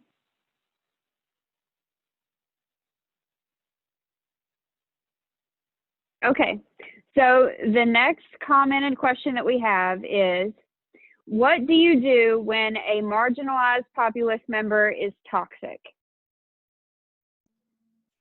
All right. So when I teach what privilege is, the first thing that I do is describe the idea that for almost everyone, we have privilege in some ways and we lack it in others. So there are definitely ways in which I lack privilege, being a person of color, being a woman, many other aspects. But there are absolutely ways in which I have privilege, and I need to acknowledge that. So when we talk about the idea that somebody can be a marginalized populist member, right? They can belong to groups that are marginalized for sure. But toxicity is toxicity. And we should be very fair about calling out toxicity when we see it, because you can be Black and problematic. You can be older and problematic. You can be gay and problematic. These things don't necessarily preclude others. I think there's a way to be mindful, particularly when we come to topics of intersectionality, where you might not be aware how that person's background interacts with the topic. But I don't think it's fair to give someone carte blanche based on them belonging to some aspect of a marginalized group. I don't think anyone expects that or demands that. I think we need to look at our core values and we need to expect people to live by them.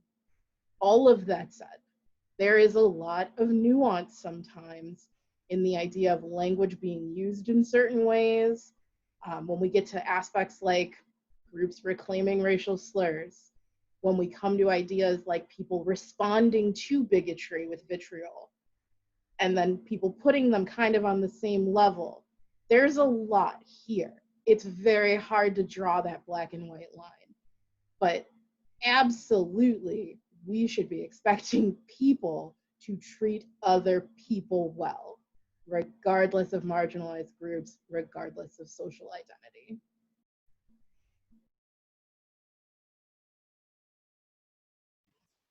There's only one thing I'd like to add to that, because that was exceptionally thorough. Different groups can have different modes of communication that might be genuinely valid within those groups and less valid outside of those groups.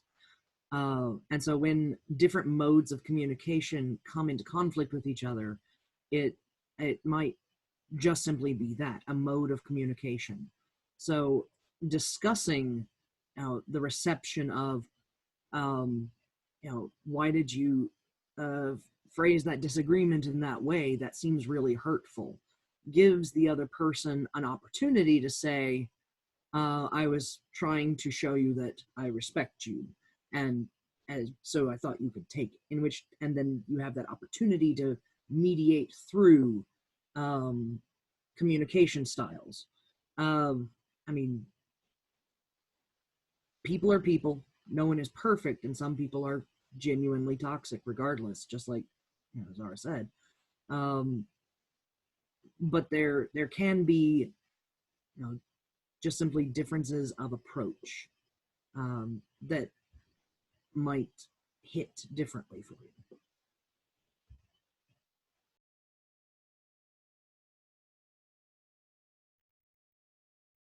Thank you. So let's talk a little bit more about inclusion in different communities in the SCA. And I want to address a few of them specifically on their own, because each of them deserve their own discussion. So let's start with the fighter community. How can the fighter community be more inclusive overall? I have to remember to unmute myself. So the fighting community has kind of this weird ideal that either you're training all the time or you're not a real fighter. And this goes for all things. And it's placed on our unbelts really hard. Like, you fight through injuries, you fight through this, because if you're not out there fighting, you're not seen as a fighter. And this is changing again. I really think the fighter community, personally, for me, I've seen a lot of growth in the last 10 years about this, and a lot of about recovery time. But the one thing that if I could just hand every fighter is that there's a spectrum. There's the weekend warriors who show up twice a year. They put on their rigs at war. They're there to drink and have fun and hit their friends with sticks. They're fighters. All the way to, the super dukes that train 7 days a week, and like, they're at every tournament and they're out there. You want to know what? They're also fighters. Everybody in between, no matter how you present, is still a fighter. Are you getting on the field? Are you having fun? Do you enjoy what we do? And that's the biggest thing that if I could just like place onto the fighting community, I would. And that doesn't say that every person in there should be a peer, but everyone in there is a fighter, and they belong to that community. And that just overall, I don't care where you are on whatever spectrum within that, you're still a fighter to me, and you're still worth my time. As a peer, you are still worth my time, and you are worth that gift because you're there with me enjoying what I do. And that is developing in the fighting community now. We're seeing a lot less of the like toxic masculine, like you push through your injury, otherwise you're not man enough to do this. And it's like, yeah, okay. How about go get the surgery, get healed, so you can be out here for, until you're 60 years old and everything else like that. And we're starting to see that just overall, especially in the chivalry, where the chivalry is like, no, wait, whoa. I need you to take your armor off right now and go get yourself fixed so you can come back out and fight with us for years versus fighting with us for 6 months. And so those are the toxic things that I think are being addressed right now within the community that are also helping. Along with the bias that I tried to address earlier of like, you need to be seen as masculine to be accepted. That bias is getting beaten down really, really fast. And that makes me really happy to see, because it means that more people can express exactly who they are and be seen on the field and still, get that fighter label. And it doesn't matter any of the spectrum in there. And so I'm really happy to see that. I'm going to hope it's going to continue, and I'm going to rally like some weird little aggressive cheerleader about it, like, because I want to see what we do continue to survive, and that's the only way to do it. I want to also briefly speak to this. I am not a fighter. It's something that I've thought about in the future, but it's going to require a little revamp of the aesthetic, not athletic thing I got going on right now. And that's fine.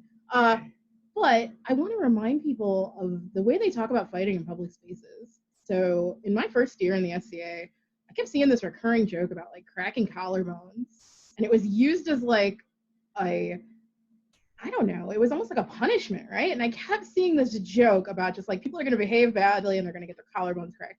And that's kind of horrifying for people who have no idea what it is we do, and people who don't understand how much of a joke that is versus how sincere it is. We have to be careful about how this looks to people who don't fully understand the culture of the SCA, because the culture of the SCA is really, really deep and vast and wide and different based on different kingdoms. And it's very hard for people to step in and know exactly how we mean things. And then I just really want to reinforce that idea that like the expectation of giving it 1,000% all of the time. I teach a lot. I teach classes on equity and inclusion that I think are valuable for everyone. I welcome feedback from people on those classes. And so when people come and they give me feedback, I incorporate it into those classes. By far, I get the fewest comments and smallest number of feedback from people in the fighting community. I've been told things like, well, your classes are usually overtimes when we're supposed to be fighting, so I can never make it. I can't tell you the number of people who have come up and been like, oh, sorry, I was busy this one too, but how did it go? What was the class about? As though I can give them like a 90-minute class in the next 45 seconds. I have only had one person, and it was an unbelt, who came in full gear, very sweaty, and basically apologized and was like, I felt like it was important for me to be here. I think that's important. I think it's a big deal. I think that there is room to do a variety of things, particularly now when we are not doing events anyway, and this can all be done virtually. But I would love to see people give me the feedback that I need to then disseminate to everyone else how we can increase inclusivity in the fighting community, because this is a topic where I just don't have that experience.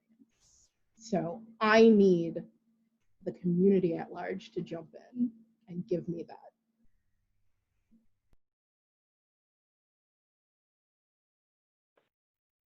Thank you. So let's talk about the service community. How can the service community be more inclusive overall? Okay, this is a lot to unpack and something I have discussed with a lot of friends through the years. Then the first part I'm going to discuss, I actually have an example of from when I was the Chancellor of Youth in Atlantia, and that is gendering a service in the way that you use naming conventions for positions. When I stepped up as the Kingdom Youth Officer, they were called Minister of Minors, Mom. I had a male youth officer, and the policy book was very gendered. So I went through the whole thing. Did a whole bunch of they, their, non-gender specific, and changed the position to youth officer. So that there's no reason for that. And if you're trying to get more volunteers, you're not going to get it when you put preconceived labels on something like that. It's not fair to anyone. Some of the other issues with making it more inclusive is allowing fighters an opportunity to provide service. Just because they can't be there all day to help out because they're fighting does not mean they can't help out with a shift or provide service in some way. And I know I have personally seen people turn fighters away because they're fighters, and that's not appropriate behavior. Another common issue that comes up is only selecting members of your household or people you know to provide service, or only selecting individuals who are already peers. It's our job as peers to mentor, push up, and guide. And part of that is to recognize the abilities that are within somebody and what they have to offer, and to offer them that opportunity and step back as a mentor if they need it. We shouldn't be taking all the positions. We shouldn't be taking all the jobs. We should be pushing them forward. We shouldn't be asking people just because we know their name. If you see somebody, you know they have a skill set and you can see that ability, then offer them the position. You need to be more open-minded to this and more welcoming of difference and change, and not downgrading service they've done in the past, because some people can't do certain types of service because of the amount of spoons or what they have available. So you need to also, for the inclusivity, understand limitations and respect it and not downgrade that service, and be grateful for it and welcoming of it so that more people can step forward with it. If any of you have anything else to add, please do.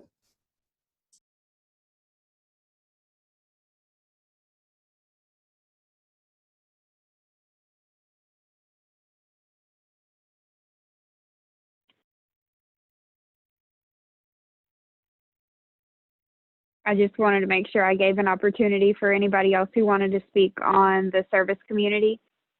So let's move on to ANS. How can the arts and sciences community be more inclusive? So there's a phrase that I often think about that is low barrier, high ceiling, which means you want the lowest possible barrier to enter and get started, but not have a short top out point. And the arts and sciences very much epitomizes this. You can go full tilt crazy and skin the cow and make the vellum and build the book. You can also fold some paper and stab it and sew it. Low barrier, high ceiling. So what are the parts of ANS that we can make low barrier? For research, we can provide things like easy documentation forms for people who don't necessarily come out of the box with full tilt research skills, to be able to figure out what information they need to include that'll help them grow as researchers. We can rotate in our meetings between free work on your own and guided structure group projects. So people who feel like, I'm not creative, we can put a thing in their hand and they can get some tactile interest. If your weekly ANS meetings have access issues, for instance, if your ANS is typically held at someone's house, perhaps they have a cat, therefore people with allergies aren't going to be able to come to that house. If your ANS meetings are held in a restaurant, perhaps people with sensory issues or who fought eating disorders aren't going to feel comfortable being in a restaurant. I personally have found that making partnerships with public libraries is a really great opportunity, because that means that the building is already required by law to be access friendly. You can typically have a room, but you also have the opportunity to advertise to new people. And that also gives you like a demo source, and it leads into continuing building a public view of the society and arts and sciences in particular. So if you are in a position of responsibility as an officer or a champion, investigate your local people, love your local people. Ask them what they do or feel they can't do in the SCA. If Lord Humpty Bumpty tells you, yeah, I love researching derp-de-derp, but that's not really in period, you might be able to find a part of that passion that does key in to a society component. So that's what I have to say.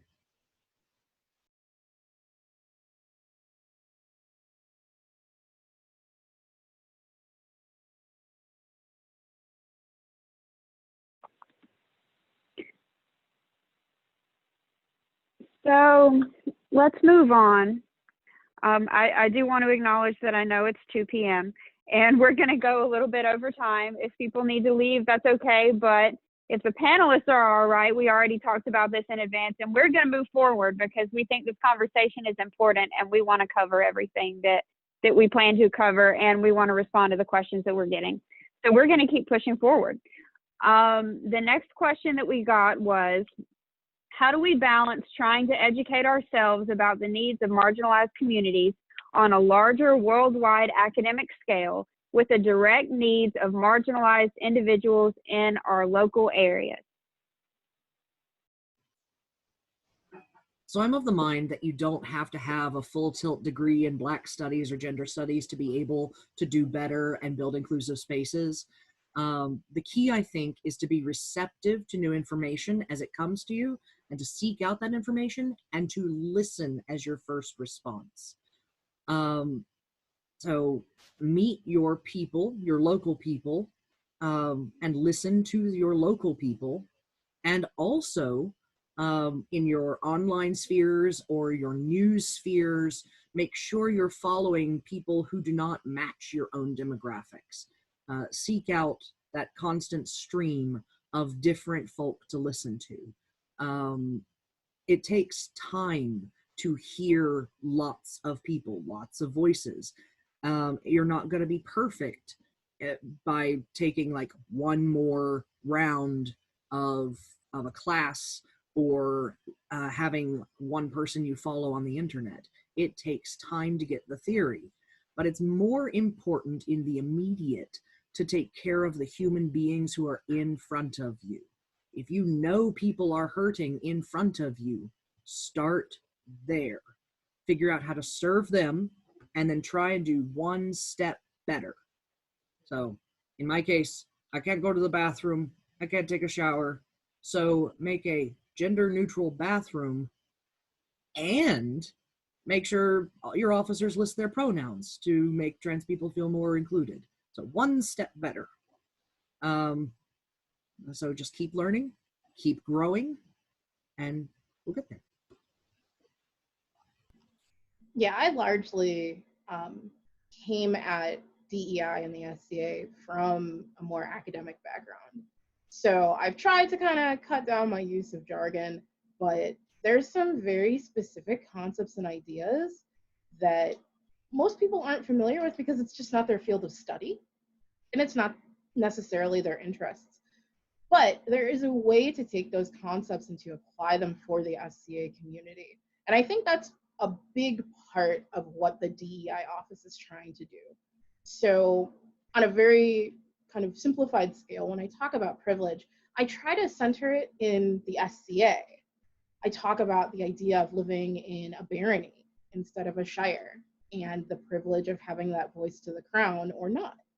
I talk about where you live in a kingdom, how far you're traveling, whether you need to get a hotel, whether you can day trip things, or whether you have to take off the day from work, and how that affects how many events you can go to.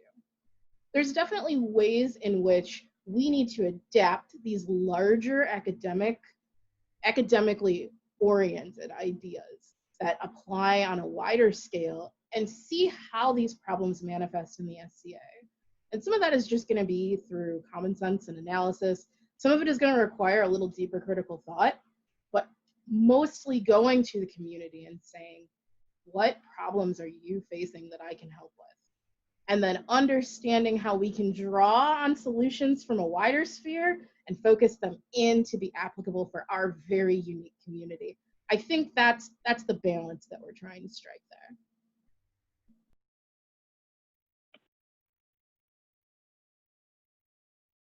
Thank you. So we got another question, and we're going to answer it to the best of our ability. And it was, at what point do you finally say we have done enough and can't do any more without totally restricting the abilities of the general populace to participate?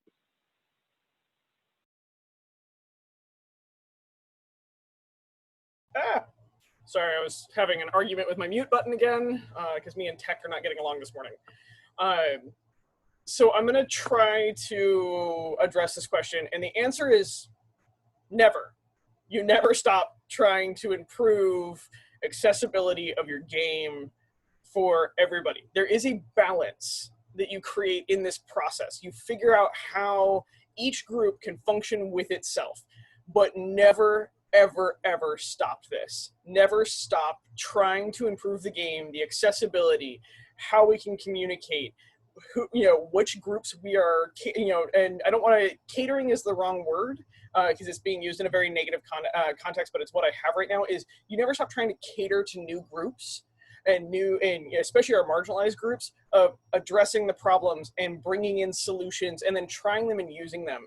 And this is going to be the thing where I'm going to, again, go on my little weird rant about tradition.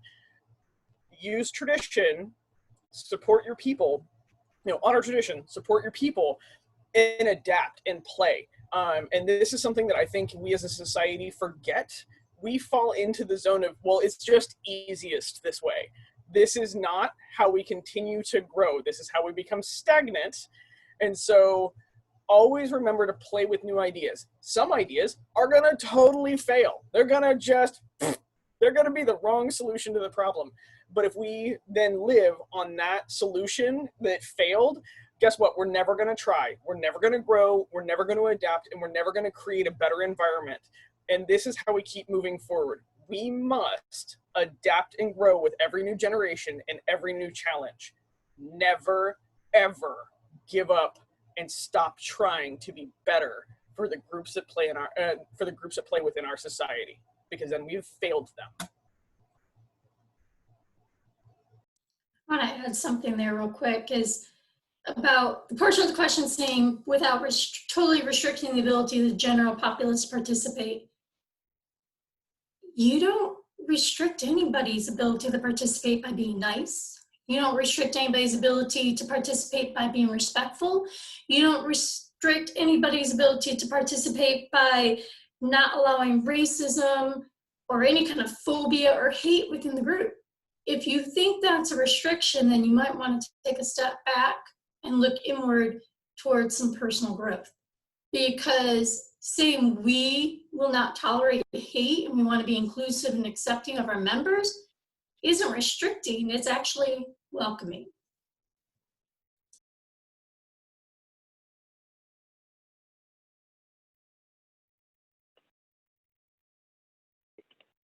Thank you. So I want to say that this is just it's not the first conversation that anybody has had about these topics, and it's definitely not going to be the last conversation. I hope that this is the first of a series of topics that can focus on different aspects that need to be highlighted in different areas. And maybe you'll get to hear more about that, who knows. But what I'd like to do now, I have a note from Giada that she had something that she wanted to say. And after we do that, I want to tell you about some resources that the panel has asked to make available. And then I'll let each of our remaining panelists make closing comments, and then I might say a little something else, and then I'll make some closing comments and thank everybody for being here. So Giada, did you have something you wanted to say? Yeah, I wanted to make sure to say this. A lot of what we have presented to you today may seem overwhelming, and it may seem like you can never achieve inclusion because there's too many steps, or there's too much to learn, there's too much to do.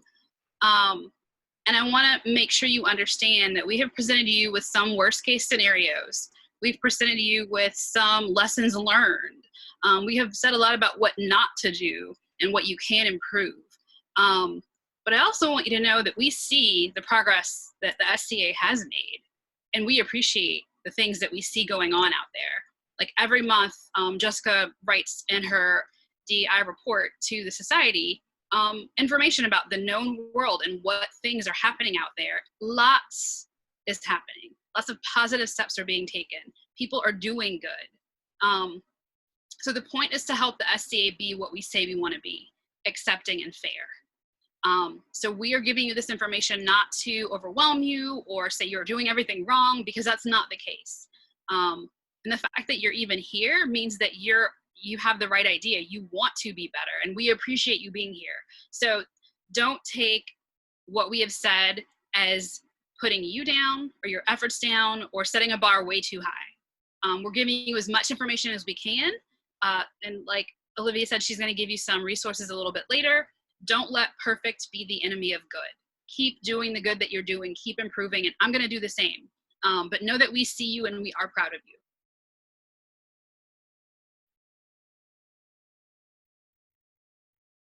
Thank you, Giada. Who would like to go next as far as closing comments from the panel? Emmy, you're beside of me on my screen, so would you like to? All right. Would you like to start? I'm just going to put this out there, and as a peer, I'm going to say this to my other peer, the other peers out there. It is our job to lead by example, and it is our job to uplift and support the DEI program and initiatives and the individuals that it impacts, as well as fixing problems from within. And if we see problems with other peers, us taking them to the side and addressing it first. And us doing the best that we can to push forward for a more inclusive and welcoming and diverse SCA. And as we do it, others will follow us, because we're the examples of what newcomers look at when you join. Because when you join, who did you notice? You notice that really awesome knight, Super Duke, and the awesome kit across the field at your first event, or that Laurel in that phenomenal garb, or whatever the case may be. So we need to use our positions to push this forward and to make it successful for our members and everyone involved. Thank you. Kazuhiko, would you like to go next?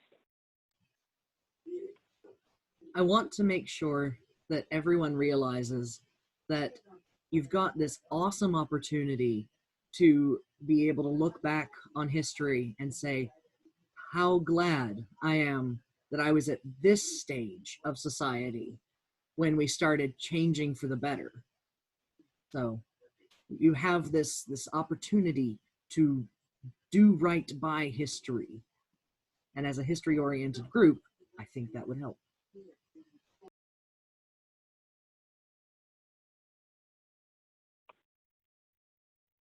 Zahara? So I want to thank everyone for coming and for listening and for asking questions. And I want to thank all of the other people on the panel for being here and being amazing, right? I think this was awesome. I want to just say change can be frustratingly slow. We are working to deconstruct a lot of problematic systems that exist in the modern world, and we are a microcosm of that. And so there's a lot happening, and I know it can be very frustrating to kind of look around and feel like things aren't changing. I can tell you that they are. I can point to the policies, I can point to the situations that are being evaluated differently, I can point to the classes being taught, the people who are coming forward and saying, I learned something and it changed the way that I behaved. So it is happening. I want to remind everyone that if you would like to be involved, please do reach out. equity@sca.org. Let me know. I teach a lot. If you want more info on that, please let me know. Other people teach equity and inclusion-oriented classes. I encourage you to attend them and to share information about them. But we can always use more help in this space in expanding equity and inclusion, and your ideas are welcome, your help is welcome. So please do reach out to me. For my part, we will be bettering transparency at the corporate level. Things will become clearer. There will not be as much confusion. There are topical town halls that will be coming up soon, and you can submit topics that you'd like to see discussed by people at the corporate level, people on the board. There's a lot of opportunities for kind of demystifying the corporate entity. So I want to encourage people to get involved, right? Reach out, write in, say what you want to see, say what you like, say what you don't like. Let us know. Thank you. Thank you. Helga? I want to say thank you very much to the panel members. All of you guys have been insightful and delightful, and I've learned so much in this, being on the panel and just having discussions with you. I want to say thank you to everybody that tuned in. I'll take the knowledge and spread it and share it, have the conversations. And then I'm just going to remind everybody, be kind to yourself while you're learning. Do not tolerate being lazy about your learning, but be kind, because that's one way that you will continue to grow and change and address what is going on. You cannot do it through frustration. And that's one of the big things we all have to remember is the world is changing rapidly. You're gonna fuck up. Like, when you do, own it. Own it big, own it loud, and make the changes behind that ownership. Don't make your apologies hollow. Don't make your actions hollow. Do the work. Have a beer once they're done, and remember that you're going to wake up the next morning and you're going to go right back into doing more work, because it's always going to change. We have to be adaptable, and then we all grow. We have this amazing thing that we get to do on the weekends with each other that can be diverse and inclusive and just the dream that everybody is shooting for. Be that thing. Do the thing. Be better for all of us.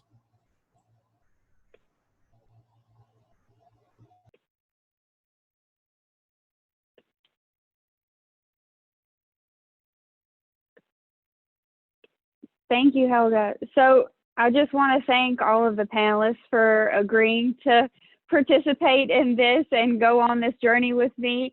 I have learned so much by working with each of you, and thank you for sharing the knowledge and experiences that you have with the society today. And I want to encourage everyone who still has questions and wants to be involved in another panel to reach out to me personally.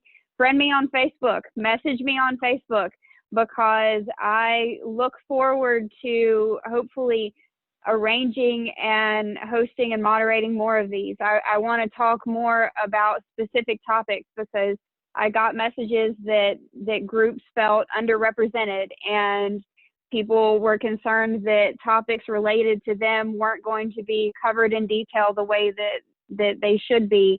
And I want to make that happen for you. So reach out to me and let me know how we can do that, because I want to help give your voices volume. And that's what I tried to do today, and that's what I want to do in the future. Let me know how we can make that happen, and I'll work with you on that. Thank you, everybody, for coming and participating. Thank you again to my panelists. It was a lot of fun. I really enjoyed it. I hope you did also. Thank you, everybody. Thank you so much. Good night.